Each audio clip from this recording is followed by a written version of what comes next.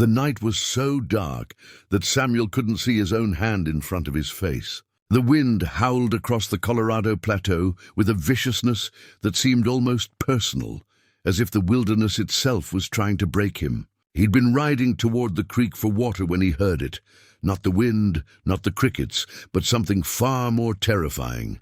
The savage chorus of wolves, their howls echoing off the canyon walls like the voices of death itself. And then he saw her, a young girl, no more than 16, scrambling up the rocky slope with nothing but the clothes on her back and pure desperation driving her forward. Her dark hair was wild and tangled, her face streaked with blood and dirt. The wolves were close, so close he could hear their claws scraping against the stone, their breathing louder than the wind. She was screaming, not words, just raw terror-given voice. In that moment, Samuel made a choice that would change both their lives forever. He didn't hesitate. He didn't think about the danger or the consequences. He simply acted. What happened in those next few minutes would be burned into their memories forever. But neither of them could have known that surviving that night was only the beginning, that the real struggle was still to come, and that the young Apache girl who would utter those words, "You're mine now," would transform a lonely rancher's world in ways he could never have imagined.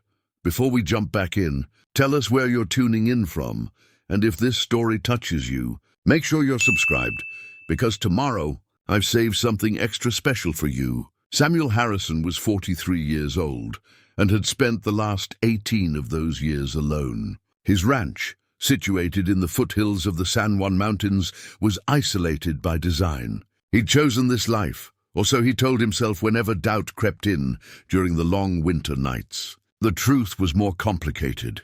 The solitude had chosen him as much as he'd chosen it. The ranch itself was unremarkable. 300 acres of high desert scrubland, rocky terrain, and patches of tough grass that managed to sustain cattle despite the harsh conditions. His house was a sturdy 2-story structure he'd built himself, board by board, over the course of 2 years. It wasn't beautiful, but it was functional. Weathered gray wood, a roof that still leaked in 3 places despite his repeated repairs, a porch where he could watch the sun set over the mountains. That porch had become his confessional, the place where he sat most evenings with a cup of coffee or whiskey, and allowed himself to remember things he'd rather forget. Samuel had come to Colorado Territory in 1862, leaving behind a life in Pennsylvania he'd wanted desperately to escape. He'd been married once to a woman named Catherine, who'd had delicate features and a spirit even more fragile. They'd lasted 5 years before she'd decided that frontier life wasn't for her. She'd taken the first stagecoach back east, leaving him with a house half-built and a heart that felt like it had been stomped on by careless boots. He never blamed her. The life was hard, unforgiving, and demanded a kind of resilience that not everyone possessed. After she left, Samuel had thrown himself into the work of making the ranch profitable. He'd done well enough. His cattle were hardy, his water sources reliable, his fences strong. The trading post in the nearest town, Millbrook, about 15 miles south, knew him as quiet and fair. He came in once a month for supplies, paid his bills on time, and didn't cause trouble. He was the kind of man people forgot about 5 minutes after he left the room. That forgettability suited him. It was easier to be invisible than to be seen and judged. To be seen and found wanting, as Catherine had clearly found him. The mountains didn't judge. The cattle didn't judge. The endless sky stretching above the plateau, in brilliant blue indifference. That was truth. That was the only honesty he could count on. Samuel's days followed a rigid pattern that he varied almost never. He rose before dawn, coffee first, then the work. He'd check the water troughs, repair fences, tend to the animals, move cattle to fresh grazing. In the spring and fall, he'd work dawn to dusk during the breeding and herding seasons. Summer brought the heat and the dust. Winter brought snow that isolated him completely, for weeks at a time. He welcomed the isolation. It was cleaner than loneliness somehow, more honest. He had one friend, if friendship could be defined so loosely. His name was Thomas Mackenzie, and he owned the neighboring ranch, some 12 miles to the east. Thomas was roughly Samuel's age, also unmarried, though he'd never married at all rather than being abandoned. They'd meet perhaps twice a year when their paths crossed during cattle movements. They'd share a meal, exchange information about water conditions and predators, talk about the price of beef in Denver. It was cordial and distant, the way two men could be when they lived in a land that didn't encourage close bonds. The last time he'd seen Thomas was almost 4 months ago, just after the spring thaw. Thomas had mentioned hearing rumors of Apache activity in the mountains to the north. The tribes had been pushed back onto reservations by the government, their lands taken, their people scattered and desperate. Occasionally, young men would venture off the reservations, unable to bear the confinement and the humiliation. They'd hunt, raid for supplies, and occasionally clash with settlers. It was a dangerous game on both sides. Samuel had listened to the news without much interest. The Apache activity was happening further north, near the mountains proper. His ranch was far enough south that he figured he was reasonably safe. He'd built his life in a place where the hand of civilization reached only occasionally, where a man could exist largely outside the conflicts of nations and tribes and politics. That September morning, when he decided to ride up to the higher pasture to check on the cattle that had drifted that direction, he wasn't thinking about danger. He was simply doing what needed to be done. The afternoon had been pleasant enough. The weather had turned cooler as autumn approached, and the sky was a brilliant, brittle blue. He'd found the cattle, confirmed they were healthy, and decided to head toward the creek that fed his lower pastures. He was thirsty, and his horse, a sturdy bay gelding named Duke that had been with him for 8 years, needed water too. The creek was about 3 miles northeast of his current position, and he figured he'd have plenty of daylight to make it there and back before dark. He should have paid more attention to the silence. The lack of bird calls. The way the rabbits that usually dotted the grassland were absent. These were signs he knew well, signs that danger was nearby. The land had its own language, and Samuel understood it well enough. But his mind was elsewhere that day, caught in memories of Catherine that he usually managed to keep at bay. 18 years had passed, but sometimes a particular slant of light or a certain smell on the wind could pull him back to those early days of marriage when the future had seemed possible. He was lost in those thoughts when the first howl split the evening air. It wasn't the distant howl of a lone wolf celebrating a kill. It was the coordinated call of a pack, and it was close. Samuel's hand immediately went to the rifle slung across his back. He'd encountered wolves before, though rarely. They generally avoided humans, especially mounted men with weapons. But a pack was different. A pack was hungry and organized and dangerous. He'd heard stories, shared grudgingly by stockmen in Millbrook, of packs that had hunted men, of wolves that had developed a taste for human flesh and learned that humans were sometimes easier prey than wild game. Preparing and narrating this story took us a lot of time, so if you are enjoying it, subscribe to our channel. It means a lot to us. Now back to the story.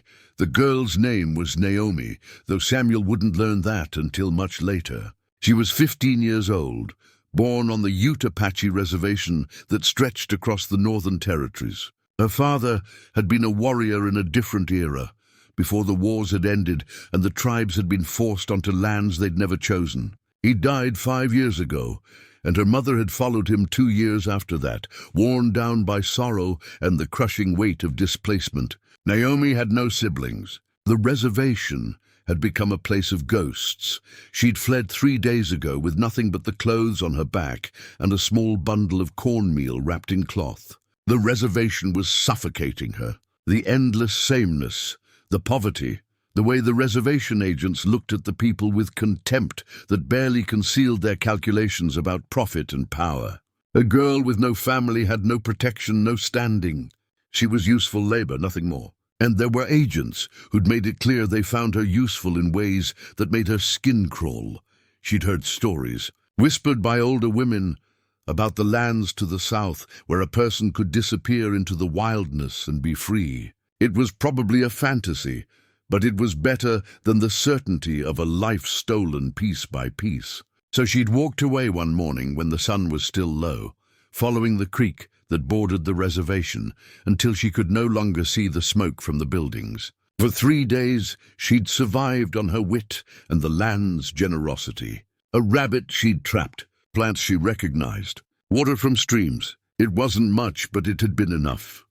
On the evening of the 3rd day, as darkness was settling and she was beginning to think about finding shelter for the night, she'd climbed to higher ground to get her bearings. The plateau stretched below her in the twilight, vast and empty and beautiful in a way that made her chest ache. She'd been so focused on looking at the landscape that she'd almost missed the sound.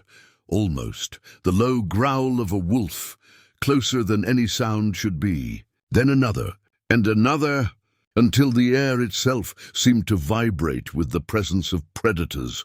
Naomi had frozen. There was nowhere to run, nowhere to hide on the exposed slope. The boulders around her were large, but offered no real protection.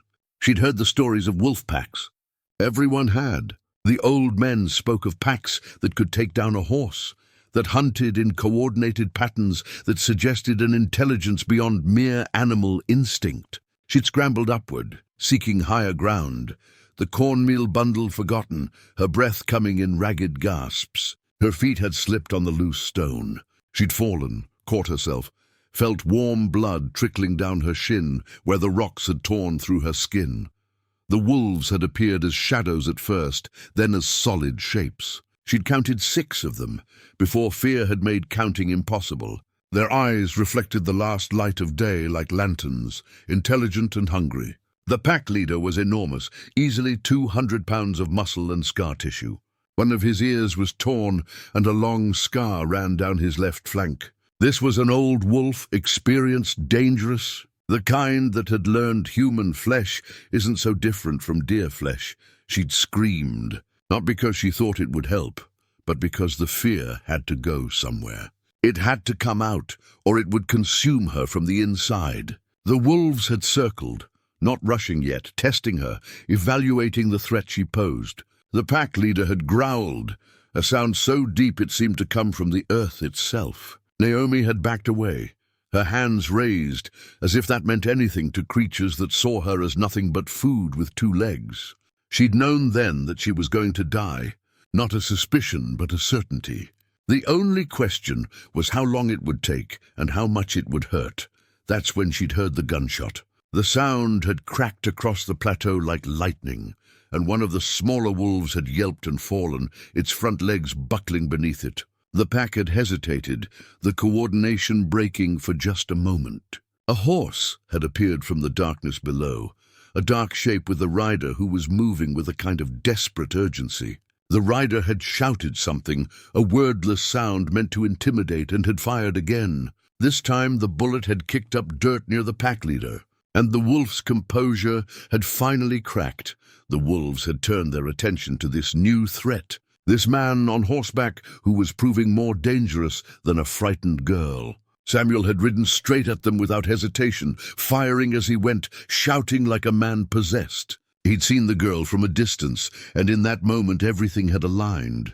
His years of isolation, his careful avoidance of human contact, his belief that solitude was safer than connection, all of it had shattered in the face of immediate need. The pack had scattered, not completely defeated but distracted enough. They'd melted back into the darkness, the pack leader lingering just long enough to lock eyes with Samuel in a moment of pure predator recognition. A moment of understanding between 2 creatures that lived on the edge of civilization. Then they were gone, and there was only Samuel on his horse, breathing hard, rifle still raised, and the girl on the slope with tears streaming down her face and her hands still held up as if she couldn't quite believe the moment had changed. Samuel had ridden up to her carefully, keeping Duke calm with whispered words. The horse could smell the fear, the blood, the acrid scent of terror that still hung in the air. Naomi had backed away from him with the same wariness she'd shown the wolves, as if this man on horseback was just another predator wearing a different shape. Samuel had understood that fear. He'd kept his hands visible, kept his voice low and steady, the way he'd learned to calm frightened animals. "It's all right," he'd said, though he wasn't sure she spoke English. "They're gone. The wolves are gone. You're safe." The words sounded hollow even to his own ears. Safety was relative. She'd escaped one danger, only to find herself in the presence of a man, alone on the plateau as the last light faded from the sky. He could see her calculating, see her trying to determine which threat was more immediate. "Come on," he'd said, extending his hand. "My house is close. You need shelter. You need help with that wound." He'd pointed to her shin, where blood had dried in dark streaks down her leg. For a long moment she hadn't moved. Then slowly, as the reality of the situation had set in, as the shock had begun to wear off and the cold had started to seep in, she'd taken his hand. Her grip had been surprisingly strong for someone so young, and her skin had been ice cold. He'd helped her onto Duke's back, then swung up behind her. She'd been stiff, every muscle tense, but she hadn't resisted. As they'd ridden through the darkness toward the ranch, neither of them had known they were beginning something that neither of them could have predicted. They'd been brought together by wolves and circumstance, and Samuel's instinctive refusal to let another human being die when he had the power to prevent it. Neither of them understood yet that this moment, this intersection of two desperate lives on the edge of civilization, would become a story about belonging, about finding home in the most unexpected places, and about the transformative power of choosing compassion over fear. The ranch house had never felt so small. Samuel stood in his kitchen, watching Naomi by the fire, and tried to process what he'd just brought into his world. She sat motionless on the wooden chair he'd positioned near the hearth, wrapped in a blanket he'd pulled from his bed. Her wet clothes lay in a pile by the door, where he'd left them after helping her wash. The wound on her shin had been worse than it appeared, a deep gash that had required careful cleaning and binding, with the cloth strips he kept for emergencies. She'd flinched at his touch, but hadn't pulled away. He'd worked as quickly and gently as he could, pouring water over the wound, using the knowledge he'd accumulated over years of treating injured animals. The principles were similar, he'd found. Keep it clean. Don't cause unnecessary pain. Bind it tight enough to promote healing, but not so tight it cuts off circulation. By the time he'd finished, she'd been shaking, though whether from cold or shock or residual fear, he couldn't determine. "What's your name?" he'd asked as he'd worked. For a long time she hadn't answered. Then quietly, almost as if confessing something dangerous, "Naomi." "Samuel," he'd said. "My name is Samuel Harrison. You're safe here. I know you have no reason to trust me, but I promise you're safe." She'd looked at him then, with eyes that held too much knowledge for someone so young, eyes that had seen the worst of what people could do to each other. "Safe is a word that doesn't mean anything," she'd said in English that was perfectly clear, if accented with the rhythms of her tribal language. "Safe is what they told us on the reservation." Safe means caged, Samuel hadn't argued. He'd simply finished binding her wound and had given her the blanket. Now he stood in his kitchen, uncertain what to do with this unexpected guest. His routine had been disrupted, his carefully ordered world turned sideways. The fire crackled in the hearth, casting dancing shadows across the room. Outside, the night was absolute and complete. The wolves were out there somewhere, he knew. They wouldn't stay frightened forever. But for now they were content. "Are you hungry?" he asked. She didn't respond, just stared at the fire. "I have food." Beans, bread, some dried meat, still nothing. He moved into action, because standing around was making him nervous. He prepared a simple meal, heating beans in a pot, cutting bread, laying it all out on a plate. He set it in front of her, and after another long silence, she began to eat. Not hungrily, but methodically, as if fuel was all she cared about, not pleasure. "You came from the reservation," he said. It wasn't a question. She didn't respond, just continued eating. That took courage. Or desperation. Maybe both. "They don't care what happened to me," she said finally, still not meeting his eyes. "The agents. The other people? I'm nobody. My family is dead. My bloodline doesn't matter. So when the agents started coming to my room at night, no one cared. It was just what happened to girls like me. That's all we're good for." Samuel felt something cold settle in his chest. He'd suspected something like this. The world was full of men who took advantage of the vulnerable, who used their position and power to prey on people who had no recourse. He'd never understood that particular cruelty, never understood how a man could look at someone so clearly in pain and choose to add to that pain instead of relieve it. "You won't have that here," he said quietly. "That's not what this is." She looked at him then, and her gaze was skeptical. "What is this then?" Samuel considered the question carefully. "A place to rest. A place where no one will hurt you. Beyond that, I don't know. We figure it out as we go." She finished eating and fell silent again. Samuel showed her to the spare room, a small space he rarely used, with a narrow bed and a small table. He'd given her another blanket, clean clothes that had belonged to Catherine years ago, and that he'd somehow never managed to discard. The pants and shirt hung on a thin frame, but they were clean and warm. "Sleep if you can," he'd said. "I'll be downstairs if you need anything." She'd nodded, but hadn't said anything. He'd closed the door quietly behind him and had descended. The stairs to his kitchen, where he'd sat with a cup of coffee he didn't taste, and tried to figure out what came next. The morning had brought new complications. Naomi had emerged from her room, looking like a ghost, pale and hollow-eyed. She'd slept apparently, but not well. He could see the tension in her shoulders, the way she flinched at sudden movements, the careful distance she maintained between herself and anything that could be used as a weapon. She was a creature that had learned, through hard experience, to be ready to defend herself at any moment. Samuel had made breakfast, eggs and toast and hot coffee. She'd eaten, but her eyes never stopped moving around the room, cataloguing exits, assessing threats.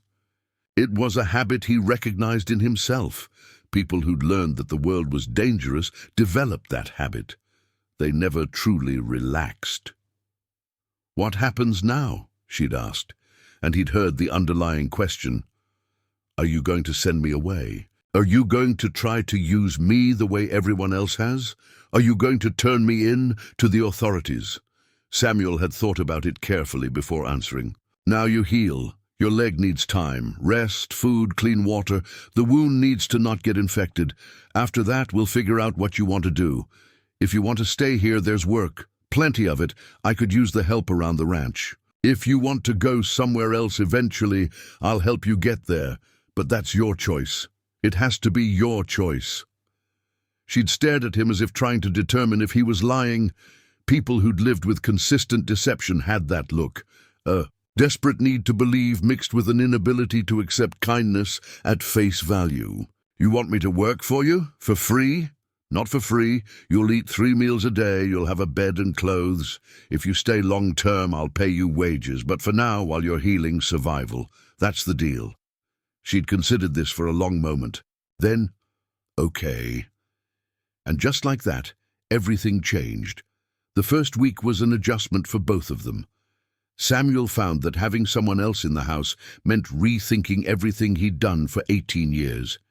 He'd established routines that were designed for solitude. Now there was another person moving through the space, learning the layout, beginning the slow process of settling in. Naomi's wound healed faster than he'd expected. By the 4th day, she was able to walk on it without grimacing too much. By the 6th day, she was following him around the ranch, watching as he worked, asking questions about the cattle and the property, and how he managed it all by himself. By the end of the 2nd week, she was helping him mend a section of fence, handing him tools, holding posts steady while he worked the nails. They still didn't know each other, not really, but they were beginning to develop a rhythm, a way of existing in the same space that didn't require constant negotiation. He found himself cooking better meals now that there was someone else to eat them. She found herself beginning to relax, her shoulders dropping from her ears, her eyes moving less frantically around rooms. Neither of them understood yet what was growing between them. They were too busy simply learning to breathe in each other's presence. But something was shifting, some fundamental change in the trajectory of both their lives. Samuel had spent 18 years believing solitude was the only truth he could count on. Naomi had spent 15 years being told she was worthless. Neither of them knew it yet, but they were about to discover that sometimes the people we need find us in the darkest moments, when we've given up looking for connection altogether. It was Thomas Mackenzie who created the first real problem. He arrived on a Tuesday morning in early October, riding across the prairie with the casual confidence of someone who'd made this journey 100 times. Samuel was in the south pasture checking fence when he spotted the rider. His initial reaction was surprise. Thomas rarely visited, and never without sending word first. His second reaction was alarm. Thomas meant company, meant questions Samuel wasn't prepared to answer. By the time Samuel rode back to the house, Thomas had already dismounted and was tying his horse to the post. Samuel approached cautiously, his mind already running through possible explanations. But it was too late. Thomas spotted Naomi through the kitchen window, and his entire demeanor changed. His casual friendliness transformed into something more complicated, curiosity mixed with concern. "Samuel," Thomas said, tipping his hat in greeting, but his eyes remained on the window. "I didn't know you had company, and from what I can see, female company at that." Samuel felt his jaw tighten. "It's not what you're thinking." "I'm not thinking anything," Thomas replied, though his raised eyebrows suggested otherwise. "Just surprised is all." Samuel Harrison, the man who swears he'd never deal with people, suddenly has a girl in his house. Samuel gestured for Thomas to follow him inside, knowing the explanation was going to be complicated and insufficient, no matter what he said. Naomi was at the stove, preparing the midday meal. She looked up as they entered, and Samuel saw her entire body go rigid. The knife she'd been holding clattered to the counter. She backed toward the far wall, her hands up, her eyes fixed on Thomas, with an intensity that made the situation clear in an instant. Thomas, to his credit, immediately understood and stepped backward. "It's all right, miss. I'm not a threat. I'm just a neighbor." But Naomi wasn't focused on his words. She was focused on the fact that there was now a stranger in the house, a man she didn't know and couldn't predict. Samuel crossed the room slowly, keeping his movements deliberate and visible. "Naomi, this is Thomas Mackenzie. He owns the ranch to the east. He's a friend. He's not going to hurt you." "Friends don't just show up," she said, her voice tight. "Friends send word. Friends make plans." Samuel realized then that he'd made an error. He'd told Thomas he was coming without informing Naomi. She'd been learning to trust the predictability of her days, the careful structure he'd established. The unexpected arrival had shattered that fragile security. "You're right," Samuel said quietly. "I should have told you. Thomas sends word when he's coming, usually. This time he didn't. I'm sorry for not warning you." The vulnerability of his apology seemed to settle something in her. She didn't relax completely, but her hands lowered slightly. Thomas, recognizing his cue, moved to the table and sat down, making himself smaller, less threatening. "I apologize for my unannounced arrival," Thomas said formally. "Samuel and I don't stand much on ceremony, but I should have been more considerate." "What's your name, if I may ask?" "Naomi," she said, still wary but slightly less hostile. "Well, Naomi, I'm going to sit right here and Samuel is going to tell me what's going on. And I promise you that when the authorities come looking for a fugitive from the reservation, I won't say a word." Samuel's blood went cold. "Thomas, I'm not a fool, Samuel," Thomas continued calmly. "A young Apache girl shows up at your ranch in the middle of nowhere. She's either a hostage or a refugee. Given the fact that she just threatened you with a knife and you apologized for surprising her, I'm guessing she's the latter, which means someone's going to be looking for her eventually." Samuel pulled out a chair and sat down heavily. "She came from the reservation near Durango. She wasn't being treated well." "Wasn't being treated well," Thomas repeated. "That's a gentle way of putting it." He looked at Naomi. You were being abused, an agent or a soldier or someone in a position of power. Naomi didn't answer, but her jaw tightened, which was answer enough. And Samuel found you being attacked by wolves and brought you here. Thomas nodded slowly. That's actually the kind of story I'd expect from him, now that I think about it. He's always been the type to do the right thing, even when it complicates his life. What are you going to do? Samuel asked. Are you going to turn her in? No, Thomas said without hesitation. I'm going to eat the meal Naomi was preparing, and then I'm going to give you some advice about the things headed your way. And then I'm going to leave and never mention this to a soul. Over the meal, Thomas explained the complications with precision. The reservation agents had been questioned about Naomi's disappearance, but only casually. A girl without family had few advocates. No one was pushing too hard to find her. But that could change if the wrong person decided to make it a priority. There were soldiers in the area, government officials, people who had authority and used it arbitrarily. You can't keep her hidden forever, Thomas said. People talk. Word gets around about a man living alone suddenly having a woman at his ranch. Eventually someone's going to put it together. So what do you suggest? Samuel asked. Make her your responsibility, Thomas said. Officially, if anyone asks, tell them you hired her, that you needed help on the ranch. There's nothing illegal about a man hiring a woman to work. Document it, pay her wages, have a legitimate arrangement. It's the best protection you can give her. Naomi had been silent throughout this conversation, watching both men carefully. When Thomas finished, she spoke. Why would you help? You don't know me. You don't owe me anything. Thomas looked at her directly. Because I grew up on the frontier too. Because I know what happens to people without protection. Because Samuel is the best man I know. And if he's chosen to help you, that's reason enough for me to do the same. After Thomas left, late that afternoon, the atmosphere in the house had shifted.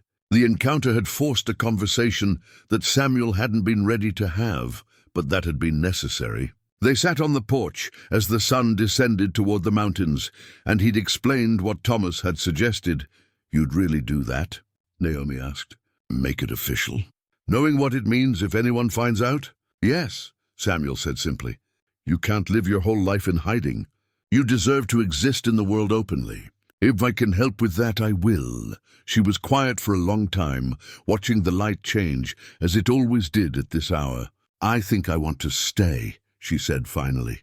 Not because I have nowhere else to go, because, for the first time since my parents died, this feels like a place where I could actually have a future, where I could be more than just a body someone uses. Samuel understood then that what had begun as a rescue had transformed into something different. It had become the beginning of a genuine partnership, and as he watched her silhouette against the fading light, he realized that his 18 years of solitude hadn't been preparation for a life alone. They'd been preparation for this moment, for the arrival of someone who needed exactly what he had to give. A refuge, respect, the chance to become more than what circumstance had tried to make her. It was the beginning of something neither of them had expected to find, not just survival, but the possibility of actually building a life worth living together. Winter came early that year, arriving in November with a force that caught even Samuel off guard. The first real snow fell in the third week of the month, and by December, the ranch was isolated in a way Samuel had never experienced before. The roads became impassable, the creek froze solid, the cattle huddled in the lower pasture, and the daily work shifted from expansive ranch management to the focused work of survival, keeping water accessible, ensuring the animals could reach food, maintaining fires and supplies. It was during these months of enforced isolation that Samuel and Naomi truly came to know each other. The pretense of employer and employee fell away gradually, replaced by something more authentic. They worked side by side in conditions that demanded complete dependence on one another. When a fence broke under the weight of accumulated snow, they repaired it together. when a calf was born prematurely and needed to be brought into the house to warm. They took turns sitting with it through the night, tending to its needs with a care that transcended professional obligation. One night in January, when the wind was particularly fierce and the snow was falling in sheets that obliterated the landscape beyond the windows, Naomi had asked Samuel about Catherine. She was sitting on the floor by the fire, mending a tear in one of his work shirts. Her stitches were getting better. She was learning, adapting, acquiring skills she'd never had the opportunity to develop on the reservation. "You loved her," Naomi said. It wasn't a question. She'd learned to read him, to understand the patterns of his silences and his words. "Yes," Samuel said. "But I was young and I didn't understand what love required. I thought if I worked hard and built something, that would be enough, that the tangible proof of effort would be enough to keep someone. I didn't realize that what Catherine needed was different. She needed validation, connection, things that didn't come naturally to me." "So you decided never to try again," Naomi said, her needle continuing its rhythmic motion through the fabric. "I decided solitude was safer," Samuel corrected. "That if I was alone, I couldn't fail someone again. It took you showing up for me to realize that safety bought that way isn't actually safety. It's just a slower way of dying." Naomi set down the shirt and looked at him directly. "I'm not Catherine." "No," Samuel agreed. "You're not. You're stronger than Catherine ever was, in ways I don't think she'd have survived on this ranch. But you're also more vulnerable in other ways. You've been hurt in ways I'm not sure I have the right skills to heal." "Maybe we heal each other," Naomi said quietly. "Maybe that's what this is, not you saving me, but both of us learning how to live differently because the other person is here." That conversation shifted something fundamental between them. By spring, when the snow began to melt and the world emerged from its winter dormancy, they'd developed a rhythm that felt less like employment and more like partnership. Naomi had opinions about the ranch now. She'd learned how to read the cattle's behavior, how to predict when an animal might be sick before symptoms became obvious. She had ideas about improving the fencing system, about rotating pastures, about the timing of breeding.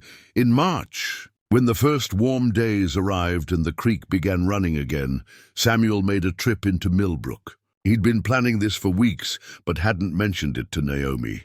He left early one morning, riding into town with a specific purpose.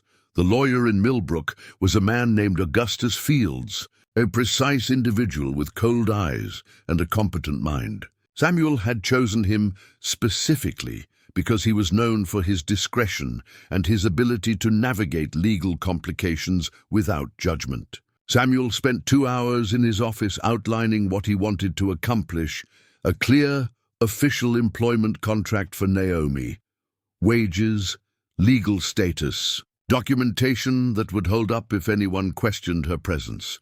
"This is the Apache girl everyone's heard rumors about," Augustus said. It wasn't a question. Rumors in frontier towns spread like wildfire, and word that Samuel Harrison had a young woman working at his ranch had generated considerable speculation. "Her name is Naomi," Samuel said firmly. "She works for me. That's all that needs to be documented." Augustus smiled slightly. "I'm not judging, Mr. Harrison. I'm just noting that if anyone from the government comes asking, this contract will protect you both legally. She becomes an employee, a worker with documented status. It complicates any claims that she's some kind of fugitive. The reservation can't claim she's their property if she's legitimately employed elsewhere." "That's exactly what I want," Samuel said. The contract was written formally, with all the legal language that made it binding. Naomi's name was documented. Her wages were listed, $12 a week, which was generous for a woman doing ranch work, but Samuel wanted there to be no question about the legitimacy of the arrangement. There were clauses about housing, food, and medical care provided. Everything was precise and official. When Samuel returned to the ranch late that afternoon, Naomi was waiting on the porch. She'd sensed something significant was happening. He showed her the contract and watched her expression shift from confusion to understanding to something deeper, a kind of wonder. "You did this for me?" she asked, looking at the document. I did it so you could exist openly, Samuel said. So no one could ever claim you were anything other than what you actually are. A woman working on a ranch, building a life. You're not a fugitive, not in my eyes or in the eyes of the law now. You're Naomi, employee of the Harrison Ranch. You have documentation. You have wages. You have rights. She looked up from the paper, tears streaming down her face. Why? Why would you do this? You barely know me. We don't... She gestured vaguely, and he understood what she was struggling to articulate. Because I do know you, Samuel said quietly. I know you're capable and intelligent and brave. I know you work harder than anyone I've ever met. I know you have a future ahead of you that shouldn't be limited by fear or legal complications. And I know that I don't want you to leave. The last part came out more vulnerable than he'd intended. It hung between them, a confession of something he hadn't fully admitted to himself until that moment. I don't want to leave, Naomi said softly. I thought I would. I thought this would be temporary, just a way to survive until I could figure out what to do next. But somewhere in the winter, when we were taking care of that calf, and you fell asleep, sitting up against the fence post, and I watched over both of you, I realized this isn't temporary. This is home. Your home.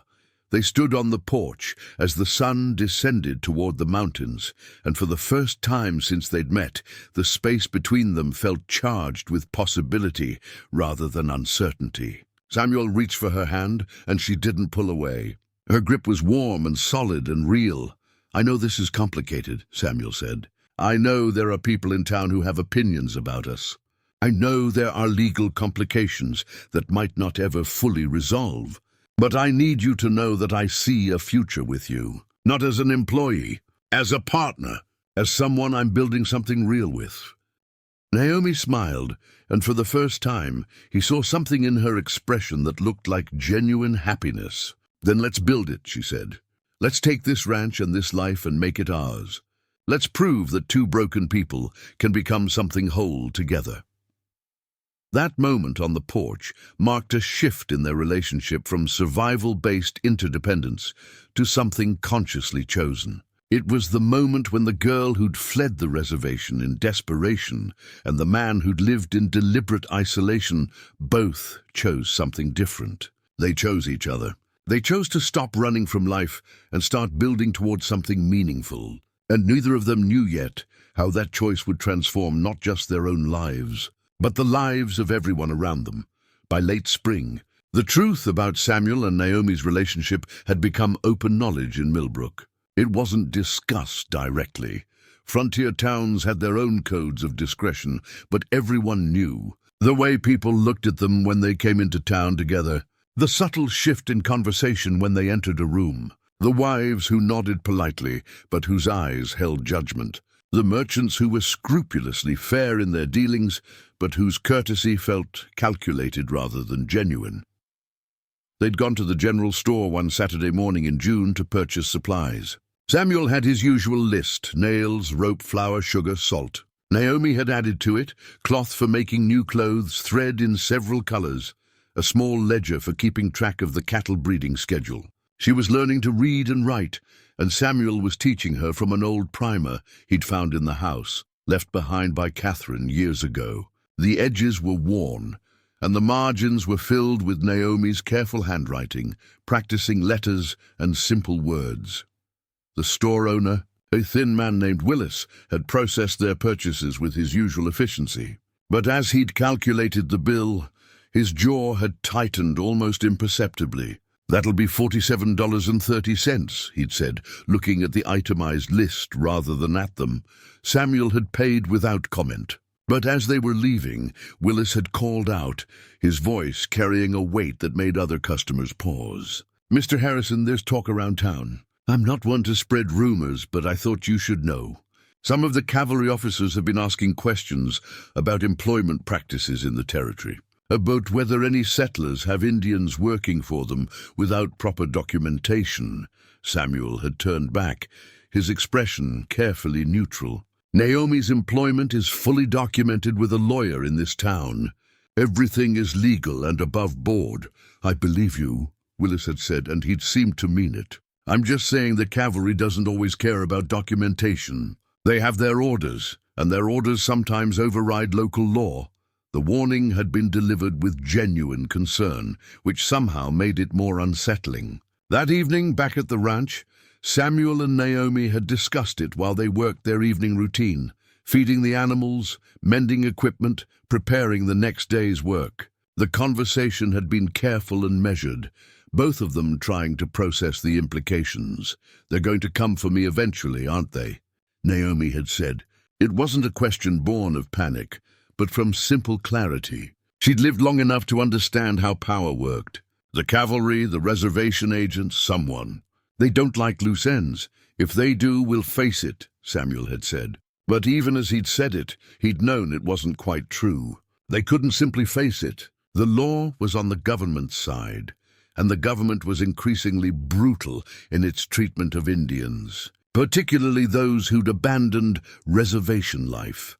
A week later, Thomas Mackenzie arrived with urgent news. He'd ridden hard from his ranch, and his horse was lathered with sweat. He'd found Samuel and Naomi in the north pasture, where they were checking on a section of fence that had been damaged in a spring storm. His expression told them immediately that something serious had happened.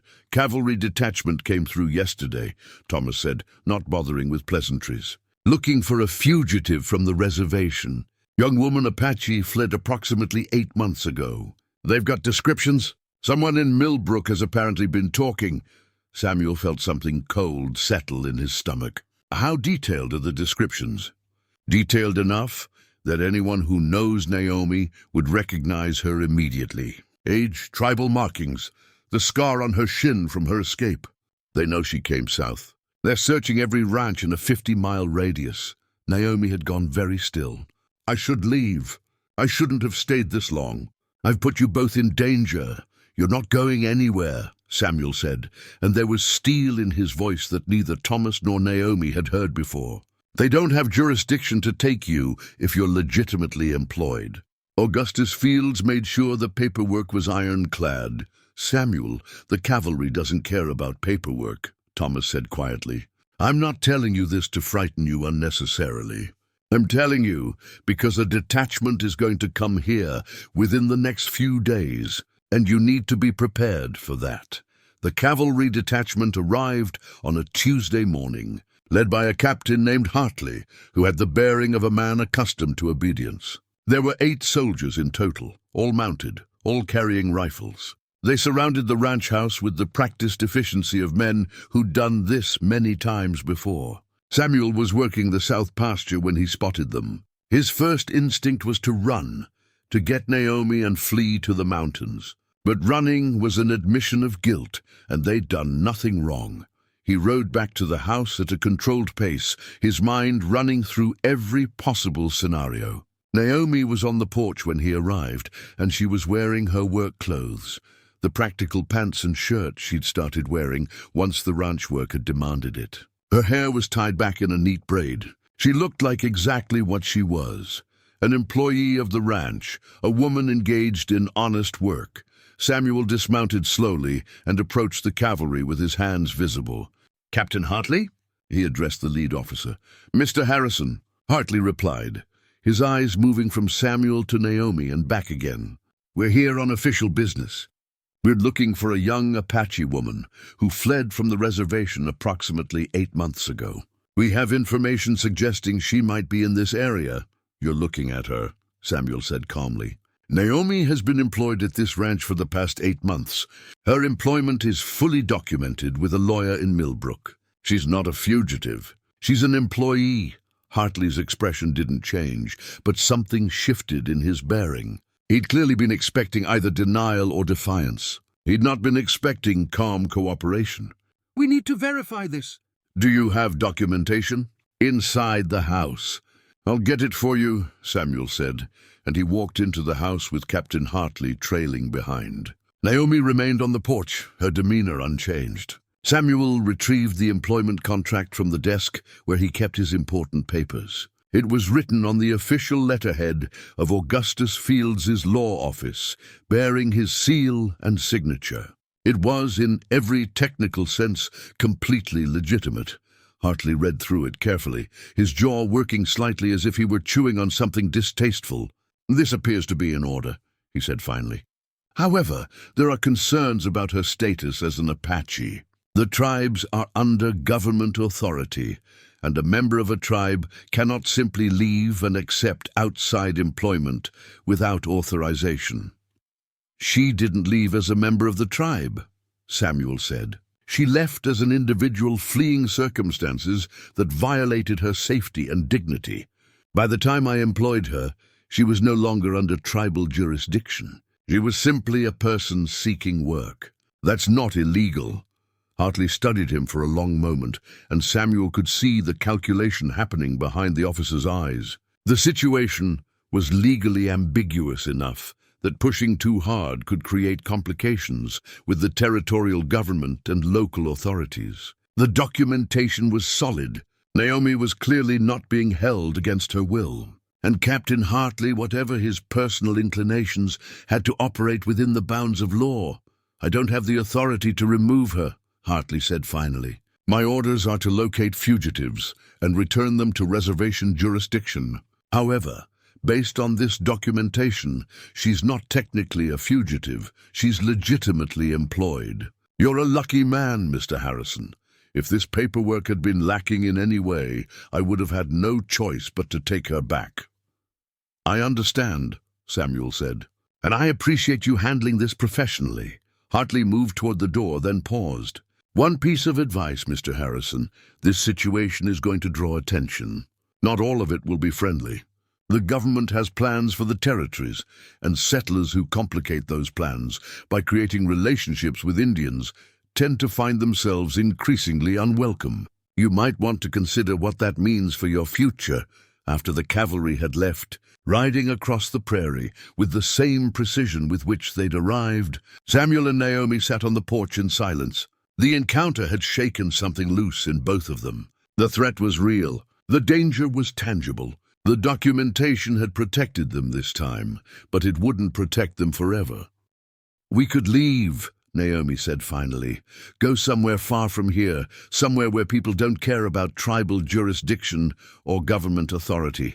Somewhere we could just be ourselves." Samuel considered it. Leaving the ranch meant abandoning everything he'd built over the past 2 decades. It meant starting over, likely in a place even more remote, where civilization had barely reached. It meant accepting a life of constant uncertainty. "We could," he said, "but that means running. And I've spent 18 years running in my way, hiding from connection, isolating myself. I don't want to spend the rest of my life actually running." "So what do we do?" Naomi asked. Samuel reached over and took her hand. "We stay. We keep building. We do it openly and honestly. We're not hiding anymore. We're not pretending this is just employment. I want to marry you, Naomi. I want everyone to know that you're mine, not in the sense of possession, but in the sense of commitment.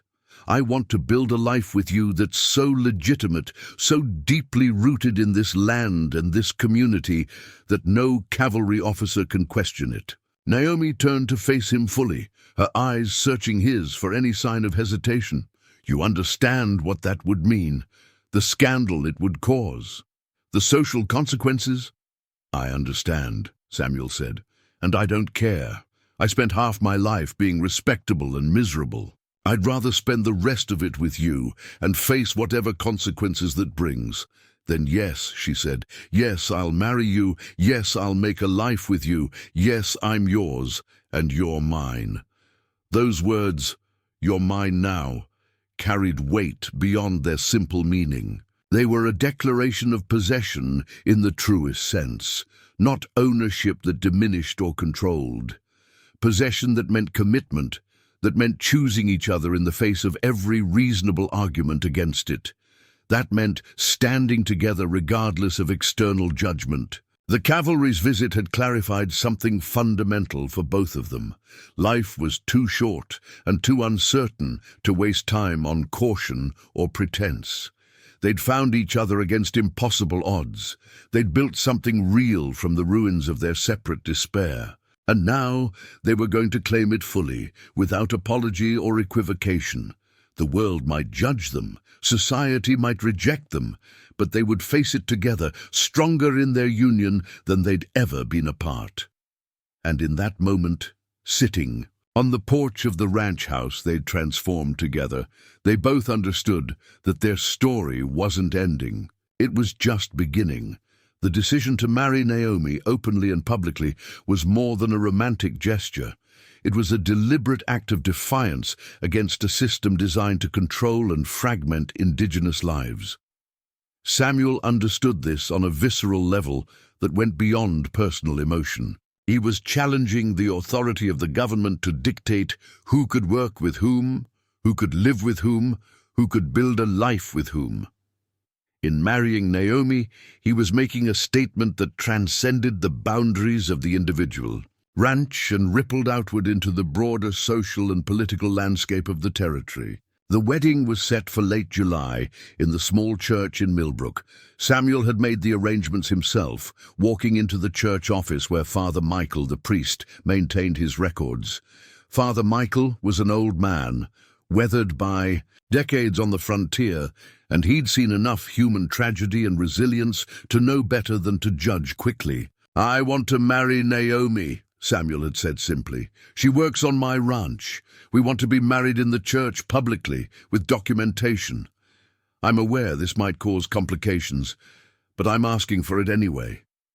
Father Michael had set down his pen and looked at Samuel for a long moment. "The church teaches that all souls are equal in the eyes of God," he'd said finally.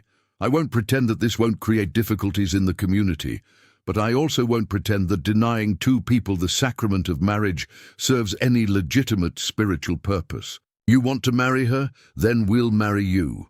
We'll do it properly, and we'll document it, and anyone who has a problem with it can take it up with their conscience."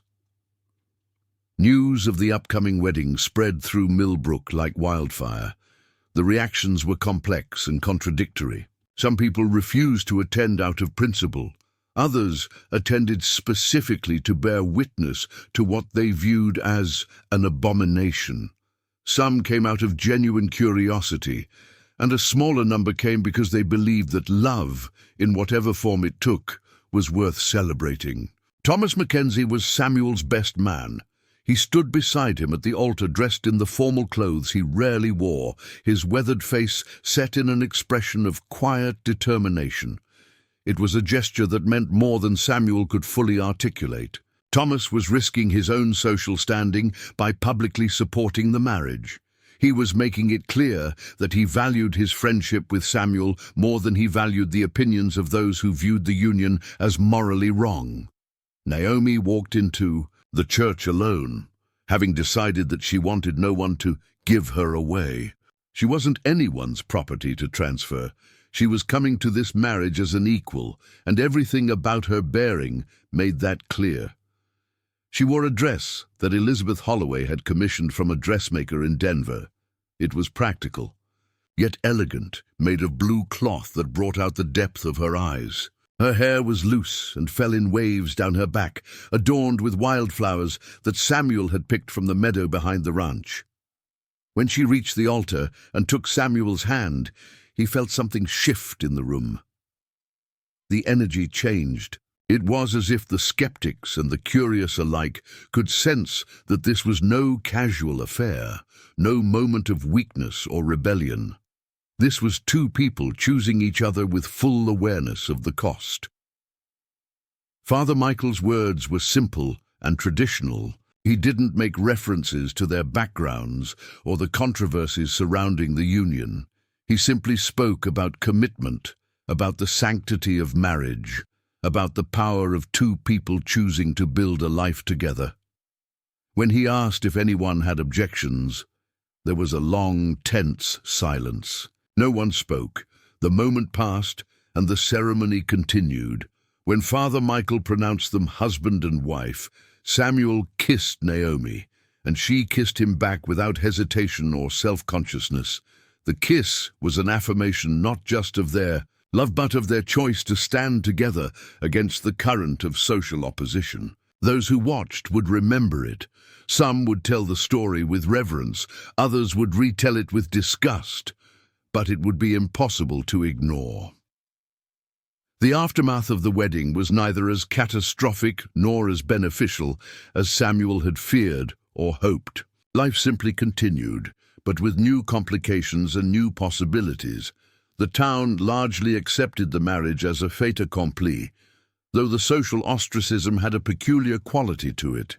People weren't outwardly hostile, they were simply polite, in a way that suggested distance and judgment withheld, but not forgotten. But something unexpected happened as well. Other people began arriving at the ranch, people from the reservation who'd heard through the tribal networks that there was a place where indigenous people were treated with dignity and respect.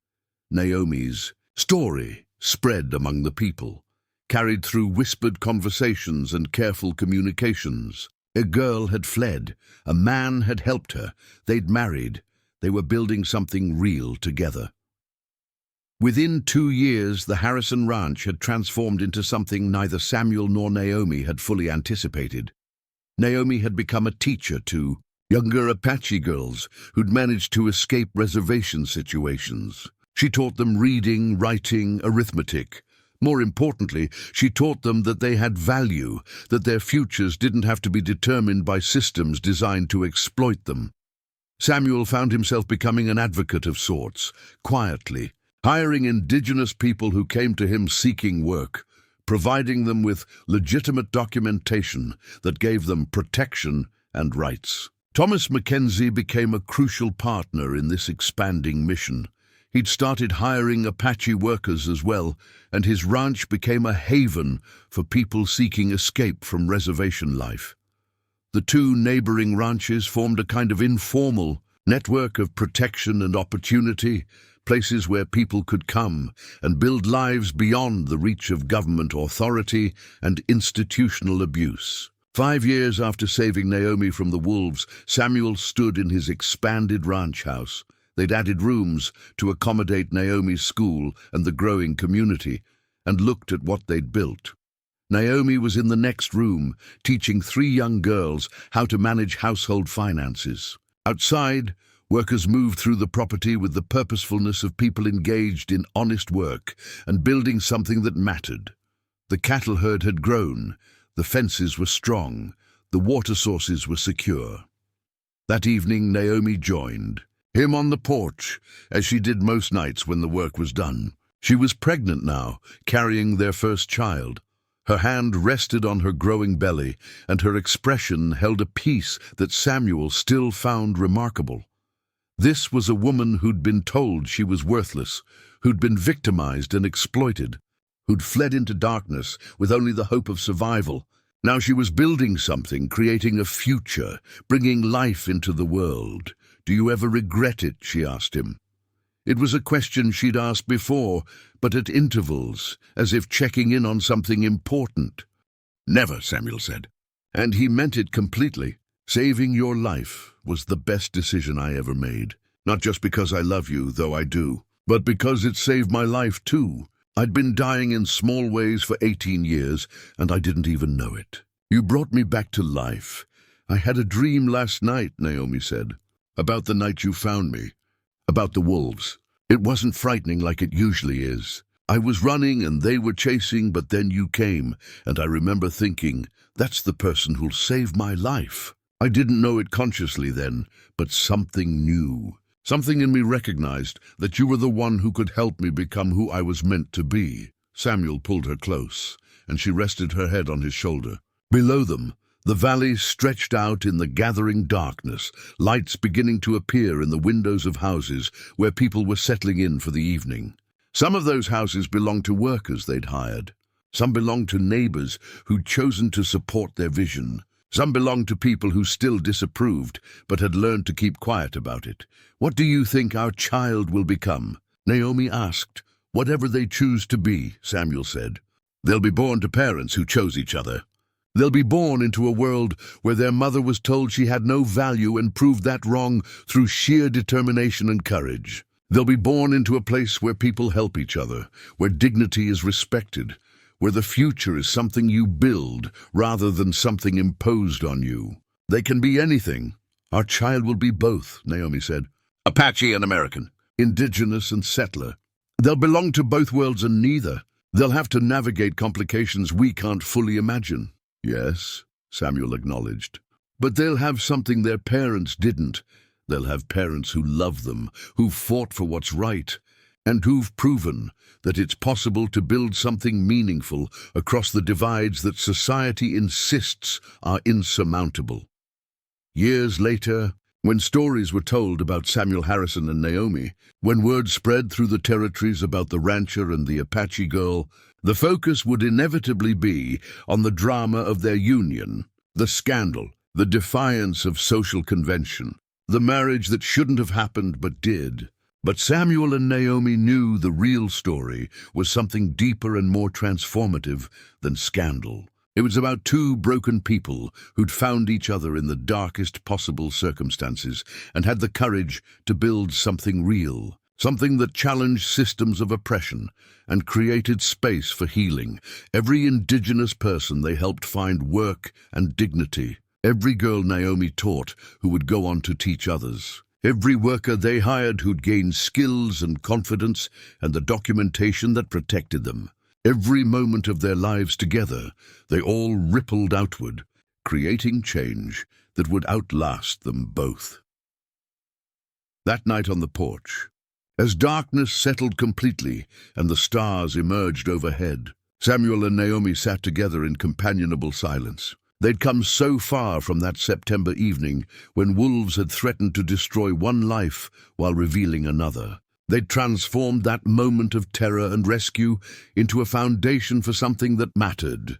They'd proven that love could bridge divides, that compassion could overcome prejudice, that two people, choosing each other and choosing what was right, could create ripples of positive change that extended far beyond their own lives. Years from now, people would call their story inspirational. But to Samuel and Naomi, it was simply the story of survival, of finding home in another person, of learning that the greatest act of defiance against a broken system is to build something beautiful within it. Not everyone celebrated what Samuel and Naomi had built. Their success had made them visible in ways that attracted attention from people with different agendas. In the fall of their 6th year together, a man named William Barrett arrived in Millbrook on official business. He was a territorial inspector sent by the government to investigate what was being called irregular employment practices in the region.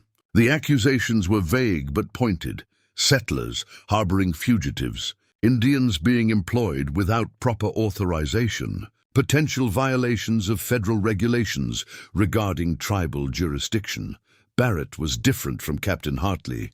Where Hartley had been a soldier bound by military hierarchy and law, Barrett was a bureaucrat, which meant he operated with a different kind of authority and a different kind of flexibility. He had political connections. He had paperwork. He had the ability to create legal problems that might not be easily resolved. He came to the ranch on a cold morning in November, arriving with the kind of formal courtesy that immediately signaled danger. He was a thin man in his 50s, with sharp eyes that seemed to take inventory of everything they encountered. He'd requested to speak with Samuel and Naomi together in their home, which made the encounter feel more like an interrogation than an interview. "I'm here to discuss your employment practices," Barrett said, accepting the coffee Samuel offered but not the chair. He preferred to stand, which gave him a physical and psychological advantage in the room. "Specifically, I'm interested in understanding how you justify the employment of multiple individuals from the Apache reservation without appropriate federal documentation or authorization. They're not reservation members," Samuel said. "They're individuals who've sought employment. Their status as formerly tribal members doesn't mean they remain under tribal jurisdiction once they've left the reservation and accepted employment under documented contracts." Barrett smiled, a thin expression that held no warmth. That's an interesting legal interpretation, Mr. Harrison. The federal government has a different interpretation. The tribes are wards of the government, and any member of a tribe remains subject to governmental authority regardless of their physical location. You are, in effect, removing government resources, productive labor, that should remain under government control, and employing them privately. These people came to me seeking work, Samuel said. I provided it. I pay them. They're not government resources.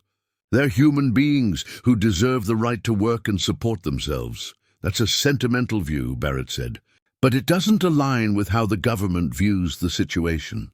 I'm here to inform you that we're initiating an investigation into your practices. We're also looking into your marriage to a tribal member. While I personally don't have an issue with such arrangements, there are questions about whether such a marriage constitutes a violation of federal law regarding the management of tribal members. Naomi had been silent throughout this exchange, but now she stood. You're saying that being married to someone I love is against federal law? I'm saying, Barrett replied, turning to face her directly, that the government takes an interest in any arrangements that might constitute interference with tribal authority. Your marriage is legal from a territorial perspective, but the federal government has broader jurisdictional claims that might supersede territorial law. After Barrett left, promising to return with formal documentation of the investigation, Samuel and Naomi sat in stunned silence. The threat was different from what they'd faced before. It wasn't specific. It wasn't based on clear legal violations. It was something more insidious, the use of bureaucratic ambiguity as a weapon. The government was asserting that their marriage, their employment practices, their entire life together was potentially illegal, and proving it wasn't might be nearly impossible. That evening, they called a meeting with Thomas Mackenzie and Father Michael. Augustus Fields, the lawyer, joined them as well. They gathered in the expanded kitchen of the ranch house, around the large table where so many important decisions had been made. Augustus was blunt about the situation. What Barrett is doing is creating legal jeopardy through vagueness. He's asserting federal authority over situations where federal jurisdiction is genuinely unclear. The territorial law supports your marriage and your employment practices. But if the federal government chooses to push this, it could become a lengthy and expensive legal battle. Can we win? Samuel asked. Probably, Augustus said. Eventually, but it might take years. It will certainly cost money, and it will draw significant attention. People from the territorial government, from Washington, from various advocacy groups, everyone will want to weigh in. Father Michael spoke next. The church can provide some protection. We can document the legitimacy of your marriage through church records. We can make public statements about the morality and legality of what you're doing. But ultimately, this is a battle with the government, and the government has resources we don't. Thomas had been quiet, thinking. Now he spoke. We could fight this publicly.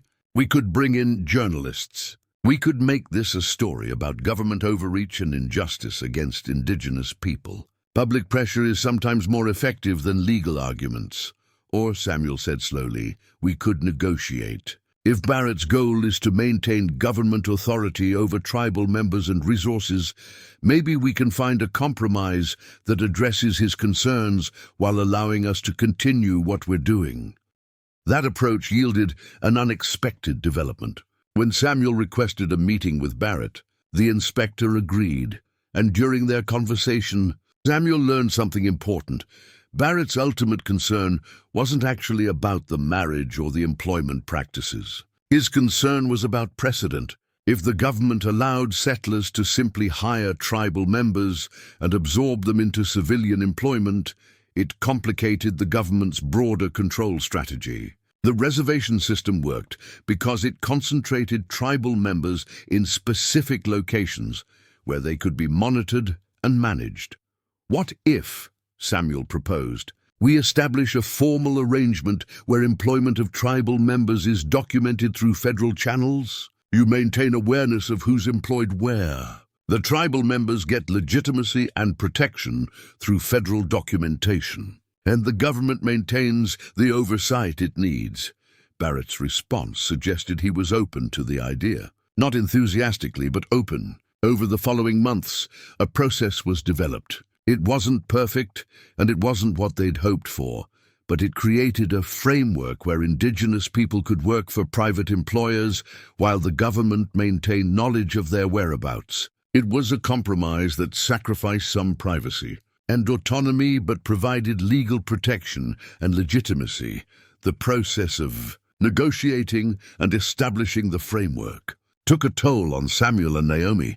It forced them to engage repeatedly with government representatives, to justify their choices, to defend their marriage as if it was something that required external validation. Naomi found herself having to explain her own agency, that she'd chosen to leave the reservation, that she'd chosen to work for Samuel, that she'd chosen to marry him. The bureaucracy seemed designed to deny her basic personhood, to reduce her to a legal category that could be managed and controlled. During this period, their daughter was born. They named her Emma, and her arrival was both a joy and a complication. She was living proof of their union. She was also a new legal category, a mixed-race child born to parents who were still navigating questions about whether their marriage was legitimate. One evening, with Emma sleeping between them in the bed, Naomi broke down. It was the first time Samuel had seen her cry about something other than past trauma. These were tears of exhaustion and frustration, born from fighting systems that seemed designed to deny her basic human dignity. "They won't let us just live," she said. "Every day, there's another form, another question, another authority demanding that we justify our existence together. When does it end?" Samuel didn't have a good answer. He held her, and he held their daughter, and he acknowledged something he'd been trying to deny. Their victory had a cost. By openly defying social conventions and government authority, by insisting on their right to marry and work together, they'd made themselves targets. They'd become a test case for something larger than themselves. "I would do it again," Naomi said finally. "All of it. Even the struggle. Because the alternative is to accept the systems that dehumanize us. And I won't. Our daughter won't grow up learning that she should accept being treated as less than human." "But I'm so tired." "Then we rest," Samuel said. "We rest and we heal and we continue. Not at the same pace, not with the same intensity, but we continue. Because stopping means accepting their definition of what's possible. And we've already proven that more is possible, that winter was the hardest they'd experienced together." The negotiations with the government continued. Social pressure from some segments of the community intensified. Money was tight because of legal expenses. But something else happened as well. Other people who'd been affected by similar situations began to reach out. Other mixed-race couples. Other indigenous people seeking employment outside the reservation. Other settlers who'd questioned whether the government's authority was legitimate. Samuel and Naomi's fight became a focal point for a broader conversation about justice and rights. Journalists came. Advocates came. People with political agendas came. Some wanted to use their story for their own purposes. But among them were genuine allies who believed in what Samuel and Naomi were trying to accomplish. By spring, the framework for federal employment documentation had been finalized and implemented. It wasn't the victory they'd hoped for, but it was functional. Indigenous workers had legal standing. Samuel and Naomi's marriage was finally unambiguously recognized. And the precedent was set. Tribal members could work for private employers without violating federal law. The cost had been high. Years of stress, money spent on legal battles, the constant scrutiny of external authorities. But the possibility they'd created for others might be worth it. As spring turned to summer, with Emma growing and the ranch flourishing, Samuel realized that their story had never been just about the two of them. It had always been about something larger. And they would spend the rest of their lives navigating the consequences of that truth, 10 years after that September evening when Samuel pulled Naomi away from the wolves. The Harrison Ranch had become something none of them could have predicted. It was no longer simply a cattle operation. It had transformed into a way station, a refuge, and an educational center.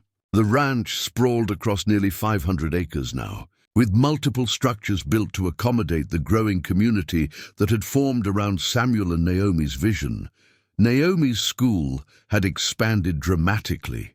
What had started as informal instruction for a handful of Apache girls had grown into a legitimate educational operation. There were now 3 full-time teachers, including Naomi herself, 2 of whom were Apache women who'd been educated through her program and had returned to teach others. The curriculum had expanded to include not just reading and writing, but practical skills like accounting, land management, and basic business operations. Young men and women from various tribes came to study, and they left with credentials that gave them options beyond what the reservation system offered. Samuel had formalized a labor exchange program in cooperation with the federal government. It worked within the framework that Barrett had established, but Samuel had pushed to expand it significantly. Indigenous workers could register through the program to work for legitimate employers in the territory. They received documentation that protected them legally. They earned fair wages, and most importantly, they maintained autonomy over their own lives and futures. By year 10, the program had placed over 200 workers. Some stayed with their initial employers for years. Others used the experience to gain skills and move into different opportunities. Some eventually returned to the reservation with resources and knowledge they could share with their communities. The program wasn't perfect, and it still operated within the constraints of government authority. But it had created genuine pathways out of the rigid control of reservation life for those willing to take them. Thomas Mackenzie had become Samuel's formal business partner. Their 2 ranches were now connected operationally, sharing resources and labor, functioning almost as a single entity. Thomas had never married, but he'd become a father figure to Emma and to the other children born to workers and community members who'd found refuge on the ranch. His weathered face had become familiar to generations of indigenous people passing through the program, and his quiet support had earned him a kind of informal status as a guardian of the enterprise. Emma was 10 years old now, and she represented something entirely new. She moved fluidly between 2 worlds, Apache and American, frontier and educated, traditional and progressive. She spoke multiple languages, English, Apache, and the ranching dialect of the territory. She could read complex books and ride horses with remarkable skill. She had friends from multiple backgrounds and seemed to navigate the complexities of her hybrid identity with a grace that suggested she'd been born to it. One evening, Samuel found Naomi in the schoolroom, working by lamplight on curriculum materials. She was developing a more advanced educational track for students who wanted to pursue formal studies beyond what the ranch school could offer. She'd been corresponding with educators in Denver and even in the eastern states, gathering resources and building connections that could help her best students access higher education. There's a university in Boston that's interested in accepting a few selected indigenous students, she said, showing him the letter. They want to prove that race isn't a barrier to education. They're asking if I can recommend candidates. Samuel felt something shift in his chest. This was victory of a different kind than what they'd fought for before. This wasn't about survival or even establishing legitimacy. This was about opening doors that had been sealed shut, about proving that people who'd been told they had no value had unlimited potential. "Have you thought about yourself?" he asked. "About continuing your own education? You could go. You could study formally. You have the intelligence for any program they'd accept you into." Naomi smiled, and there was something bittersweet in the expression. "I considered it, but I've realized that my education is ongoing, and my university is this school, these students, this community we've built. I'm learning something new every day from watching young people discover their own capabilities. That's an education I couldn't get anywhere else." And what about what you could become, what you could achieve? I am becoming everything I'm supposed to be, Naomi said. And I'm doing it here, with you, with our community. That's enough for me. More than enough. It's everything. But the world's recognition of what they'd accomplished was beginning to expand beyond the territory. A journalist from back east had come to document their work. A territorial official had mentioned them in a report sent to the capital. Advocacy groups were beginning to see the Harrison Ranch model as a potential solution to the Indian problem that had plagued the government for decades. This attention brought both opportunities and new complications. Some people saw what Samuel and Naomi had built as a model that could be replicated. Others saw it as a threat to the government's ability to manage tribal populations. Still others viewed it through the lens of their own ideologies. Some saw it as proof that indigenous people could be civilized if given the right circumstances. A conclusion that Samuel and Naomi fundamentally rejected. They weren't civilizing anyone. They were simply removing barriers to people's ability to develop themselves. Father Michael, now in his 80s, came to visit one autumn. He walked the ranch with Samuel, and they discussed what they'd accomplished and what challenges remained. The priest had married them, supported them through legal battles, and provided spiritual counsel when doubt threatened to overwhelm them. Now, in the evening of his life, he could see the fruits of his faith in their union. "You know that this won't end well for you," Father Michael said, as they stood looking out over the valley. "Not in the way the world measures success. The government will eventually try to control or shut down what you're doing. There will be people who benefit, but there will also be people who oppose you. That's the nature of standing against systems of power." "I know," Samuel said. "I made peace with that years ago. When we stood in that church and got married, I understood that we were making a choice that would have lifelong consequences. Not all of them good, not all of them easy, but necessary. Do you regret it?" Father Michael asked. "Do you ever look back and think, I wish I'd made a different choice?" "Not for a single moment," Samuel said, "because the alternative would have been a life of quiet comfort built on someone else's suffering. And I've learned that comfort like that isn't actually comfort. It's complicity dressed up to look like peace." Father Michael nodded, and they stood together in the gathering darkness. Behind them, lights emerged in the windows of the buildings they'd constructed. Inside those buildings, people were gathering for evening meal. Workers and students and community members from multiple backgrounds and circumstances, all united by the belief that human dignity mattered. That winter, Naomi made a decision that surprised Samuel at first. She wanted to record their story, not for publication necessarily, but as a document for Emma, for their community, for future generations. She began writing down everything from the night they met, documenting the challenges they'd faced, the victories they'd achieved, the ongoing complications of their life together. As she wrote, Naomi realized she was creating something beyond a personal memoir. She was documenting a period of history from a perspective that was rarely recorded, that of an indigenous woman who'd survived abuse and exploitation and had built a life of dignity and agency. Her story challenged the narratives that portrayed indigenous people as passive victims, waiting to be saved or managed. Instead, it showed an indigenous woman actively shaping her own destiny and the destiny of her community. "I want Emma to know the truth," Naomi said to Samuel one evening as she worked on the document. "Not a sanitized version, not a version that makes us seem heroic or perfect.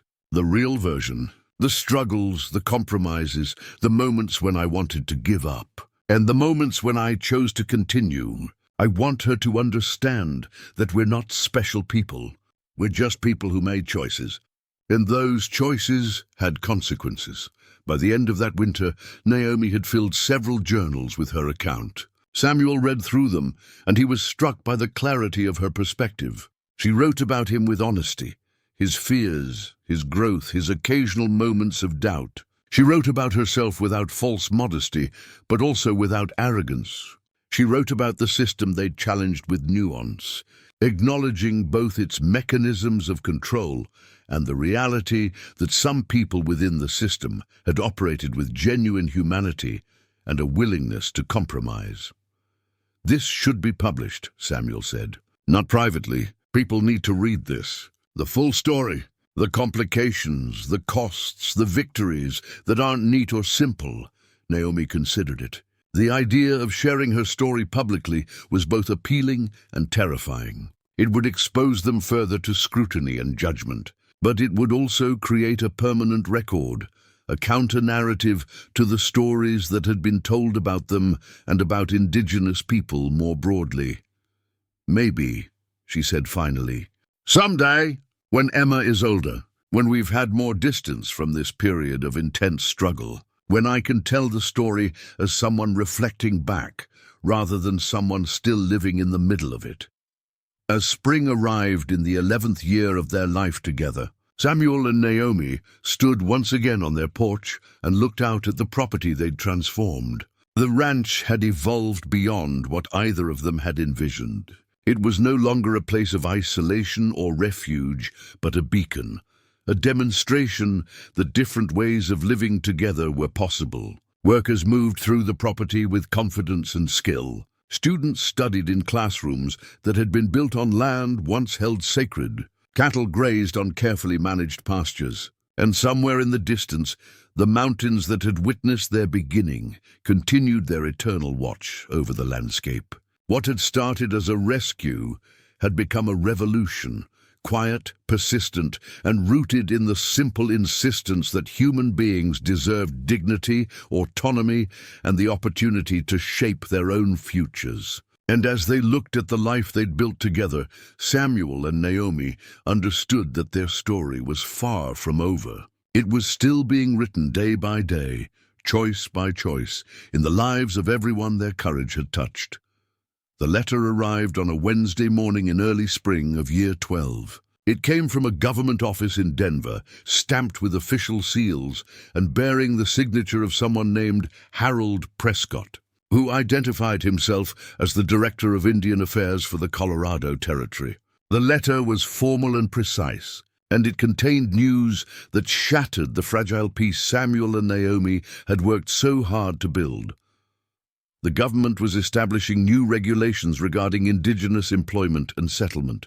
All tribal members working outside reservation boundaries would be required to register with a centralized federal authority. All employment contracts would need to be approved by this authority before taking effect. All housing for indigenous workers would need to meet federal specifications and be subject to federal inspection. Most significantly, any individual employed under these new regulations would be required to submit to assimilation into mainstream American culture, including restrictions on the practice of traditional religions and customs.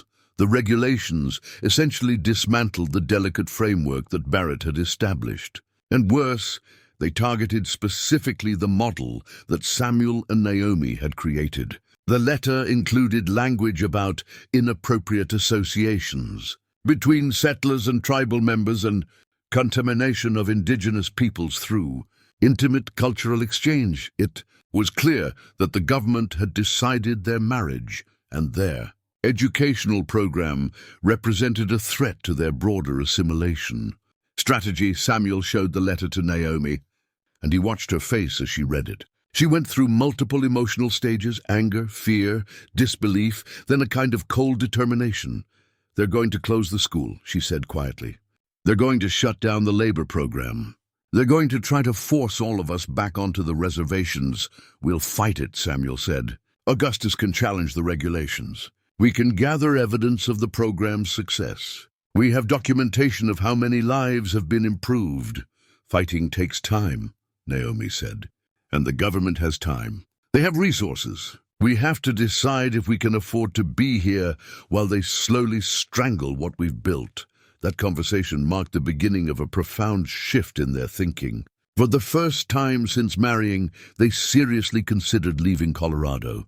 Not fleeing, but relocating to a place where the government's authority wasn't quite so absolute. They began researching territories to the west, Utah, Nevada, California, places where indigenous communities were building new lives beyond direct government control, places where their model might be allowed to flourish. But first, they had to address the immediate situation. Augustus Fields filed legal challenges to the new regulations. The church provided support through public statements and advocacy. Thomas Mackenzie organized the community around the ranch, and they presented a united front to any federal officials who came asking questions. The first test of the new regulations came when a young Apache man named Joseph, who'd been working at a neighboring ranch for 3 years, was approached by federal agents claiming he needed to re-register under the new system and submit to cultural assimilation requirements. Joseph came to Samuel for advice, and Samuel immediately involved Augustus. The case went through the territorial court, and surprisingly, the judge issued a preliminary ruling that the new regulations overstepped federal authority as applied to individuals who were no longer technically on reservation land. It was a small victory, but it bought them time. Augustus argued that the government couldn't retroactively impose new conditions on existing employment relationships, and the court agreed, at least temporarily, but everyone understood this was a temporary reprieve. The government would appeal. The territorial court couldn't hold back federal authority forever, and the regulations would likely stand eventually or be replaced with something even more restrictive. During this time of uncertainty, something unexpected happened. A delegation from the reservation came to meet with Samuel and Naomi. It was led by a council of elder Apache who were experiencing the new regulations on their own side of the divide. The government was tightening control, demanding that tribal members on the reservation conform more strictly to federal policies. The freedom that people like Naomi had found by leaving was being held up as an example of what the government was trying to prevent. "We've come to ask you something," the eldest of the council, a man named Marcus, said. "We want to establish a formal relationship with your program. We want to work with you to send young people off the reservation to be educated and trained. We want to make this official from the tribal side, so that the government can't claim you're stealing our people." It was a brilliant strategic move. If the program was endorsed by the tribe itself, the government would have difficulty arguing it was illegitimate. But it also meant that Samuel and Naomi would be entering into political territory on the reservation that was complex and potentially dangerous. Naomi met with the council alone after Samuel excused himself. She wanted to speak with them as one of their own, not as someone paired with a white man. She talked about her own experience, about why she'd left, about what she'd found. She also talked about the dangers, the government surveillance, the potential for the program to be shut down, the complications for young people who went through it. "We know the dangers," Marcus said. "We live with them every day. But right now, the only options our young people see are staying on the reservation with no future, or leaving and cutting themselves off from their people completely. Your program offers a third way: education and skills without complete assimilation, a way to become more capable while staying connected to who they are." The formal agreement was established over the following months. The tribe officially recognized the Harrison Ranch Educational Program as a tribal institution. Young people who went there were understood to be pursuing tribal-approved education and training. The arrangement created a legal gray area that the government couldn't easily navigate. They couldn't claim the program was illegitimate if the tribe itself had authorized it. This development changed everything. The program not only survived, it expanded. More tribal leadership began to see value in it.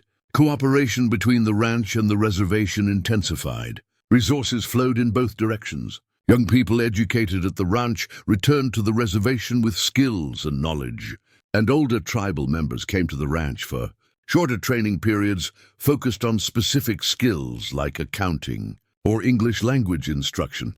Naomi found herself in a new role, not just as an educator but as a bridge between two communities that had historically been at odds. She was invited to speak at tribal councils. She was consulted on matters of policy and strategy. She became a kind of diplomatic representative for the ranch to the reservation, and her authority grew from her understanding of both worlds. Samuel watched this evolution with a sense of awe and humility. Naomi had arrived on his porch 12 years ago as a frightened girl. She'd become his wife, his partner, his equal in building something meaningful. And now she was becoming something even larger, a leader and a voice for her people. Her growth had outpaced his expectations, and instead of feeling threatened by it, he felt proud and grateful that he'd been part of the journey. One evening, they sat on their porch as they often did, watching the sunset. Emma was away at a more formal school now. She'd moved to Denver to study with advanced teachers who could challenge her intellectually in ways the ranch school couldn't. She planned to return to help with the program eventually, but she needed exposure to formal education and broader intellectual traditions first. "Do you ever think about what would have happened if you hadn't saved me that night?" Naomi asked. "Sometimes," Samuel said. "I imagine I'd still be here working the ranch, isolated, waiting for life to pass. And I imagine you'd be on the reservation, slowly having your spirit broken by a system designed to control you. And I think we would have both missed something essential." "What's that?" Naomi asked. "The understanding that two broken people can build something whole together. And that act of building, that commitment to creating something better, can ripple outward in ways that change communities, that change systems, that maybe even change the trajectory of history in some small way." Naomi leaned against him, and they sat in comfortable silence. In the distance, workers were returning from the fields. In the buildings around them, students were finishing their day of instruction. In the reservation to the north, other young people were preparing to come to the ranch for their own education and transformation. The government's restrictions hadn't disappeared. They still existed, still posed threats, still required constant navigation. But what Samuel and Naomi had built had proven resilient enough to adapt, to grow, to find new ways to survive, even as the systems arrayed against it tried to prevent exactly that. That night, as they prepared for bed, Naomi made a decision she'd been contemplating for months. She would publish her journals. She would tell their story publicly and completely, not to seek fame or recognition, but because she understood that stories like theirs needed to exist in the historical record. Stories of indigenous women who'd resisted dehumanization. Stories of unexpected alliances across racial lines built on genuine commitment to justice. Stories that didn't fit the narratives that power structures preferred to tell. The timing was right now. They'd weathered enough storms to have real distance from the events they'd lived through. They understood both the victories and the costs clearly enough to articulate them to others. And the world needed to hear the truth about what was possible when people chose each other and chose what was right, regardless of the obstacles. That decision marked another transformation, another chapter in their ongoing story. Because Samuel and Naomi were learning that their journey was never really about them.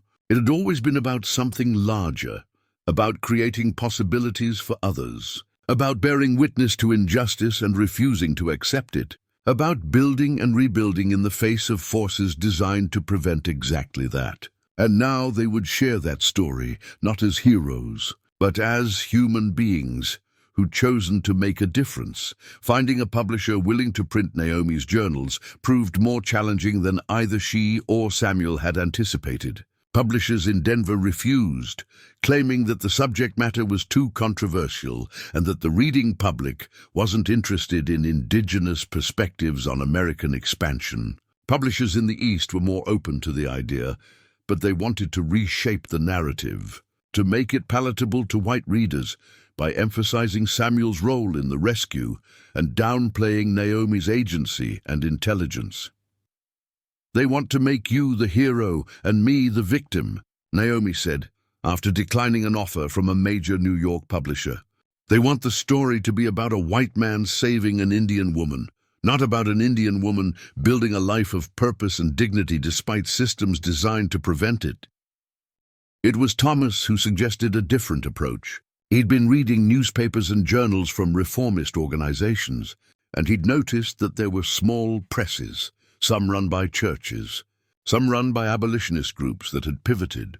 Their work toward indigenous rights, that might be interested in publishing exactly the kind of story Naomi wanted to tell. The first press Thomas identified was run by a woman named Margaret Ashton in Boston.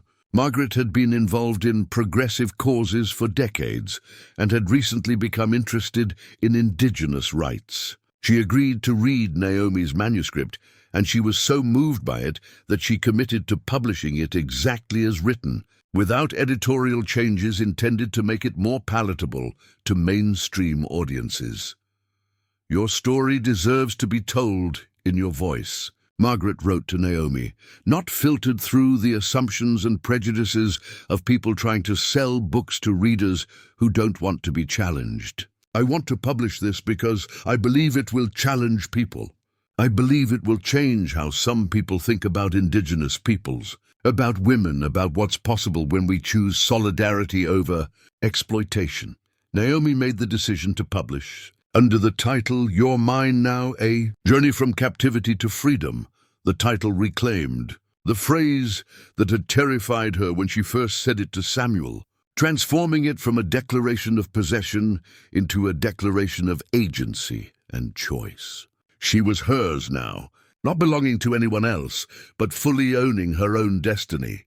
The publication process took years. Naomi worked with Margaret to refine the manuscript, to ensure every detail was accurate and every emotion authentically represented. She included documents, the employment contract, the marriage certificate, letters from government officials, testimonies from students who'd been educated at the ranch. She wanted the book to be irrefutable, a historical document, as well as a personal narrative. While the book was being prepared, Emma returned to the ranch after 2 years of formal education in Denver.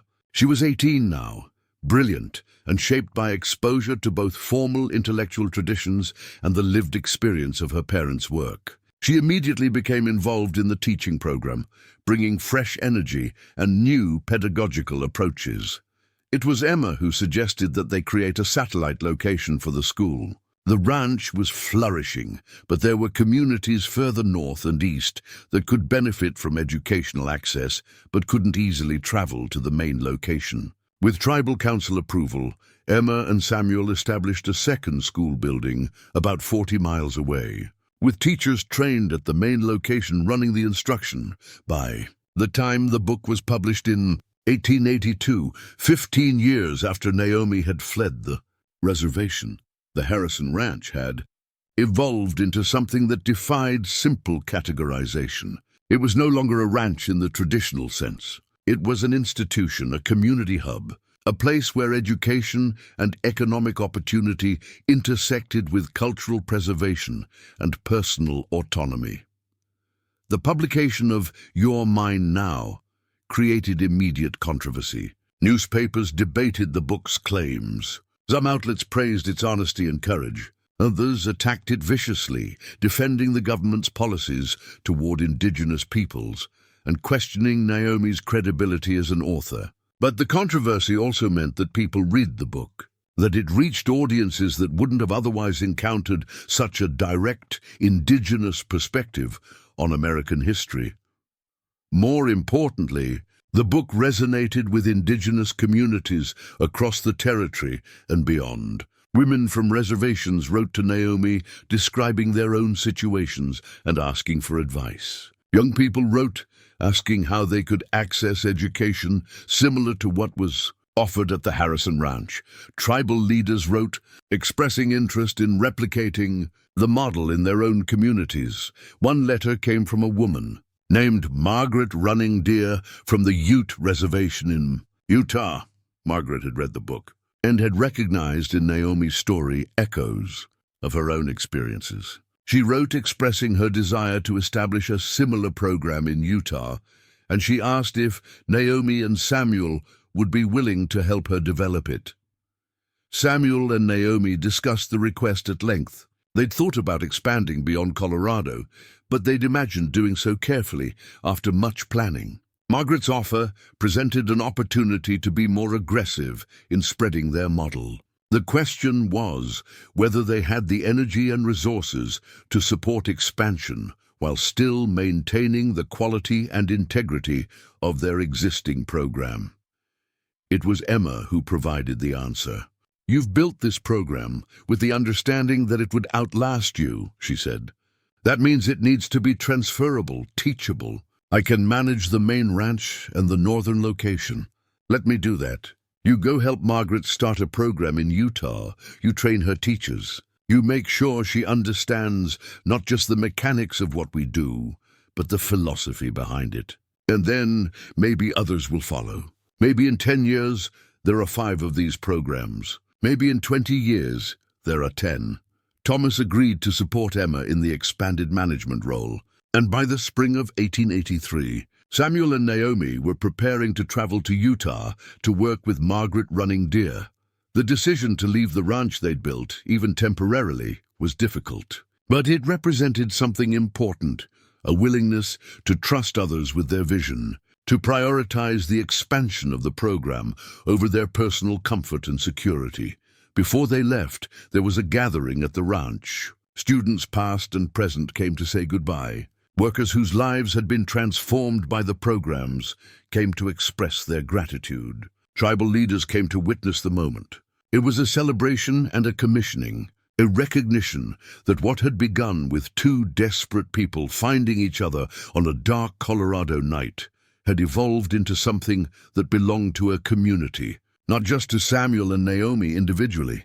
Father Michael, now nearly 90 years old, was present for the gathering, though he was quite frail. He blessed Samuel and Naomi before they departed, and he spoke about the importance of their work, not in terms of charity or missionary zeal, but in terms of justice and the fundamental human right to self-determination.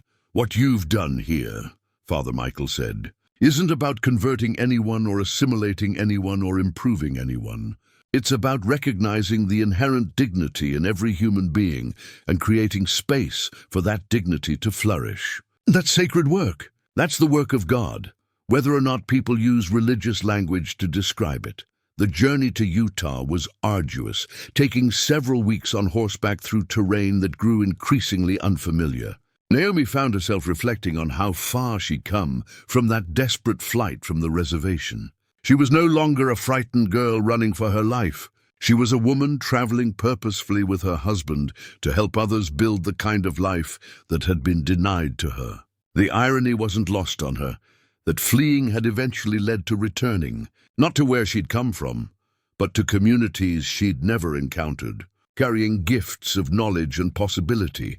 When they arrived in Utah, they found Margaret running deer to be a woman of remarkable energy and clarity. She'd already begun building a basic structure for her program and had identified young people willing to serve as initial students and eventually as teachers. Over the following months, Samuel and Naomi worked with her to establish curriculum, to develop relationships with the territorial government similar to what they'd built in Colorado, and to cultivate connections with the local tribal leadership. The experience of establishing the Utah program was different from what they'd experienced in Colorado. They had documentation of success to point to. They had Naomi's published book as evidence that the model worked. They had fewer battles to fight with local authorities because some of them had already read about the Colorado program and understood its value. By the fall of 1883, the Utah program was operational. Margaret had successfully trained her first cohort of teachers, and students were beginning their education. Samuel and Naomi began planning their return to Colorado, but with the understanding that this wouldn't be an ending. They would maintain regular communication with Margaret and make periodic visits to support and advise. As they rode back toward Colorado through the autumn landscape, Naomi and Samuel reflected on what they'd accomplished in the years since that fateful September night.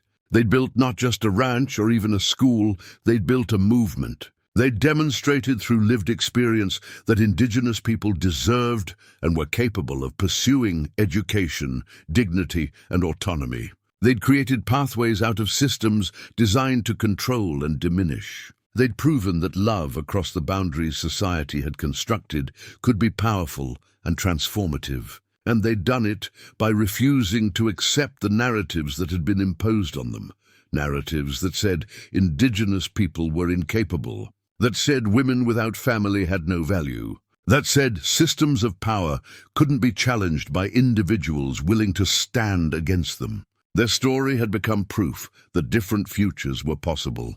And as word of the Utah program's success spread, as Your Mind Now continued to circulate and inspire, their work was only beginning. The quiet revolution they'd started in a remote Colorado valley was rippling outward, creating echoes that would reverberate far beyond what they could have imagined on that night when wolves and desperation brought two broken people together.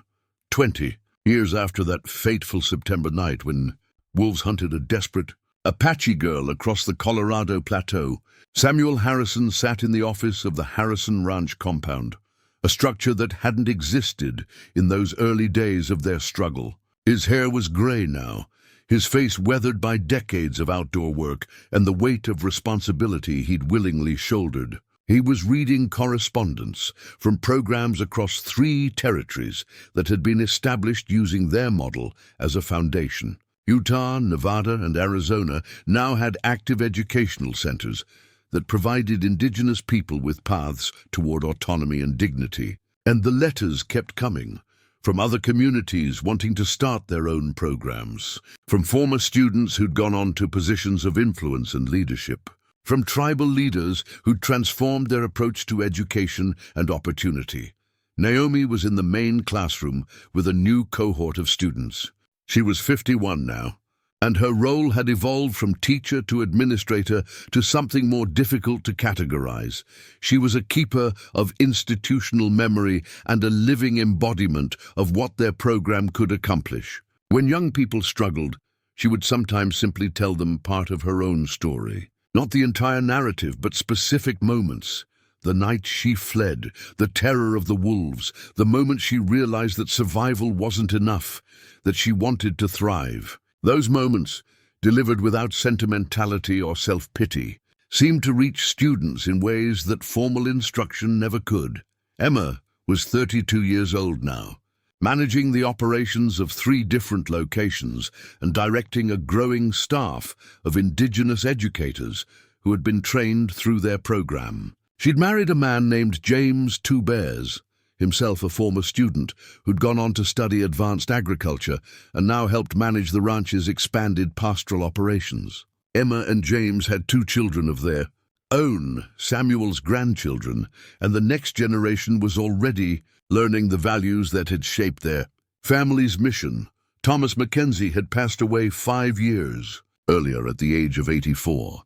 His death had left an enormous void, but his legacy lived on in the institutional structures he'd helped build and the relationships he'd maintained with tribal leadership across the territories. His will had designated a substantial portion of his estate to fund scholarships for Indigenous students, ensuring that his commitment to the cause would continue even after his death. The community had named the Northern Satellite School the Thomas Mackenzie Education Center, a fitting tribute to a man who'd consistently placed principle above personal comfort. Father Michael had also passed in 1889, just shy of his 100th birthday. His final conversation with Samuel had been about legacy and continuity. He'd spoken about the fact that the most important religious work was often done by people who didn't use religious language, and that Samuel and Naomi's commitment to human dignity and justice was every bit as sacred as any prayer or sacrament. Before his death, he'd recorded a formal statement for the church, expressing his belief that their program represented Christianity at its best, not about conversion or conformity, but about recognizing the inherent worth of every human being. The government's relationship to what they'd built had evolved in complex ways. The regulations that Harold Prescott had attempted to impose had been challenged and ultimately modified. The compromise frameworks created a somewhat uneasy coexistence. The government maintained surveillance and bureaucratic control, but indigenous workers and students had gained legal protections and recognized status that hadn't existed before. It wasn't what Samuel and Naomi would have ideally desired, but it represented a pragmatic victory in a system fundamentally designed to concentrate power rather than distribute it. What surprised everyone, perhaps most of all Samuel and Naomi themselves, was the broader cultural impact their story had achieved. Your Mind Now had gone through multiple printings. It had been taught in some progressive schools. It had influenced policy conversations about indigenous rights and education. More importantly, it had given voice to indigenous women whose stories were rarely heard, and it had created a touchstone for conversations about agency, dignity, and the possibility of different futures. But beyond the institutional impact, beyond the legal precedents and the expanded programs, what mattered most to Samuel and Naomi was the lived reality of individual transformations. They could point to hundreds of people whose lives had been fundamentally altered by access to education and employment outside the reservation system. Young women who'd escaped situations of abuse and exploitation. Young men who'd developed skills that gave them options beyond what had seemed possible. Families whose economic circumstances had been transformed. Tribal communities strengthened by members returning with new knowledge and capabilities. One afternoon, a woman came to the ranch seeking Samuel specifically. She was in her 40s, well-dressed, educated, and vaguely familiar in a way Samuel couldn't immediately place. She introduced herself as Rebecca and explained that she'd been one of the first students at the school nearly 20 years ago. She'd gone on to become a teacher herself, had established her own small school on a different reservation, and was now there to thank Samuel and Naomi directly because, as she said, "You gave me a chance when the world was telling me I had no value." Rebecca shared that she'd brought 15 students with her to the ranch that week for a kind of advanced seminar.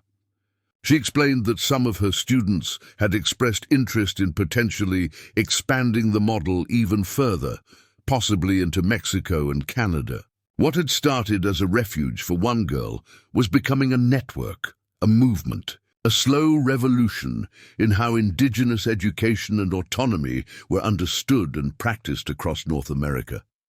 That evening, Samuel and Naomi sat together on the porch, a ritual they'd maintained for 2 decades. The porch had been expanded and reconstructed several times, but it remained their place of reflection, where they processed the day and looked toward the future. "Do you remember?" Samuel asked. "That first night when we didn't know if you'd survive the night? When we didn't know if the wound would get infected, if you'd develop pneumonia, if everything we did would just prolong your suffering?"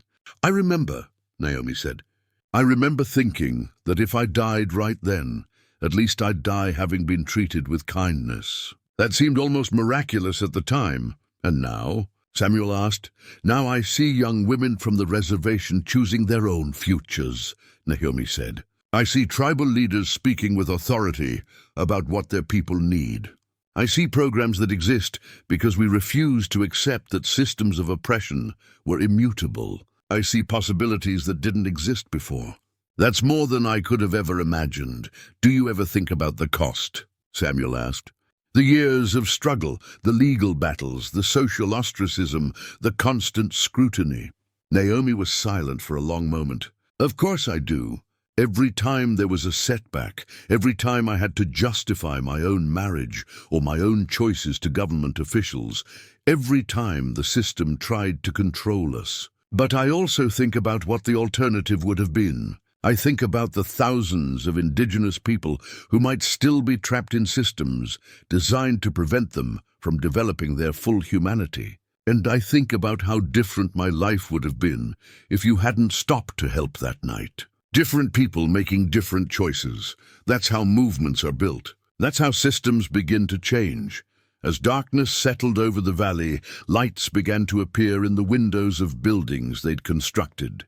Inside those buildings, people were gathered for evening meal. Students and teachers and workers and community members from multiple backgrounds and tribes. Inside those buildings, conversations were happening in multiple languages. Stories were being told, plans were being made. Young people were imagining futures that their parents wouldn't have thought possible. Samuel reflected on something that had struck him repeatedly over the years, that the most powerful act of resistance to systems of oppression was often the simplest, the refusal to accept that things had to remain as they were. Naomi could have accepted her circumstances on the reservation. She could have tried to make the best of an impossible situation. Instead, she'd fled, and he could have turned away when he saw her in danger. He could have convinced himself it wasn't his responsibility. Instead, he'd chosen to act. That choice had multiplied in ways neither of them could have predicted. One act of kindness had become a marriage. One marriage had become an institution. One institution had become a network. One network was becoming a movement. And somewhere in the complexity of that expansion was a simple truth, that two people who refused to accept the narratives written for them had changed the trajectory of numerous lives. In 1903, when Samuel Harrison died peacefully in his sleep at the age of 84, the ranches and schools they'd built continued operating without missing a beat. Emma assumed leadership seamlessly. The programs expanded further, new locations were established. But more importantly, what lived on was the model, the philosophy, the understanding that education and opportunity and dignity weren't privileges that should be rationed by systems of power, but fundamental rights that every human being deserved. Naomi lived another 17 years after Samuel's death. She spent much of that time writing and recording additional materials, a more comprehensive chronicle of the program's development, detailed pedagogical approaches, philosophical essays about what education meant and could accomplish. She became a mentor and advisor to other Indigenous women who were starting their own initiatives. She traveled to other programs, offering guidance and support. She corresponded with educators and activists throughout the continent. When Naomi died in 1920 at the age of 81, the obituaries in major newspapers reflected how far her story had traveled. She was remembered not primarily as a victim saved by a kind rancher, but as a visionary educator and advocate who had fundamentally altered possibilities for Indigenous peoples. Her legacy was understood to extend far beyond any single ranch or community. It was recognized as part of a broader transformation in how Indigenous autonomy and self-determination were conceived and pursued. Today, over a century later, the Harrison Ranch still exists in Colorado. The schools established using their model operate across multiple territories.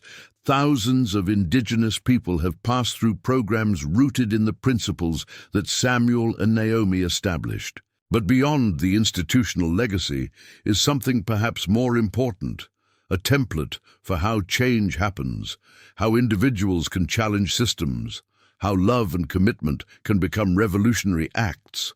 Their story isn't remembered primarily as a romance, though it is that. It isn't remembered primarily as a rescue story, though that's how it began.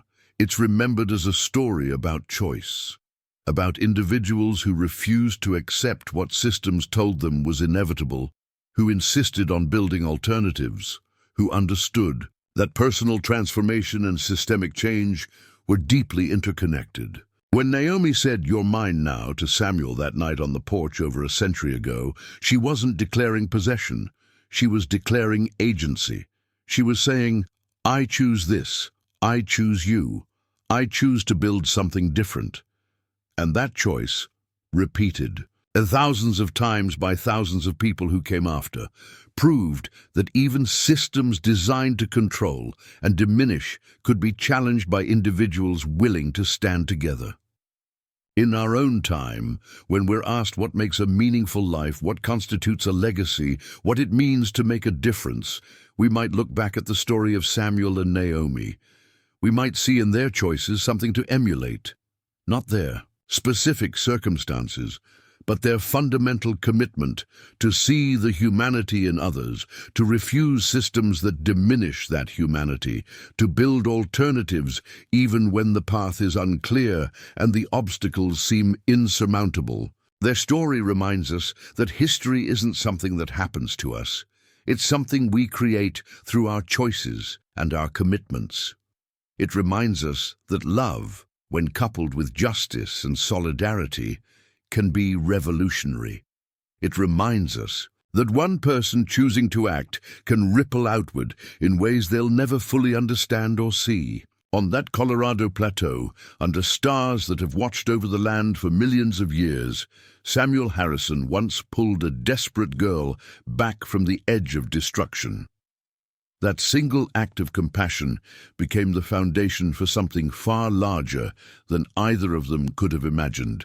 It became proof that different futures are possible, that broken people can build something whole, that one choice made with courage and integrity can change the trajectory of history. This is the story of "You're mine now," a phrase that began as a declaration of desperation and became a declaration of freedom. It's the story of two people, a lonely rancher and a frightened girl, who found each other in darkness and chose to build light. It's the story of what becomes possible when we refuse to accept what systems tell us is inevitable. And it's a reminder that the most powerful force for change isn't violence or authority or wealth. It's the simple, revolutionary insistence that every human being deserves dignity, autonomy, and the opportunity to shape their own future. Samuel and Naomi's story ended, but their legacy continues. In every Indigenous student pursuing education, in every community challenging systems of oppression, in every person who refuses to accept that things must remain as they are. "You're mine now," Naomi said, and by extension the future became ours, a future we continue to build day by day, choice by choice, inspired by the courage of those who came before. Up next, you've got two more standout stories right on your screen. If this one hit the mark, you won't want to pass these up. Just click and check them out. And don't forget to like, subscribe, and turn on the notification bell so you don't miss any upload from us.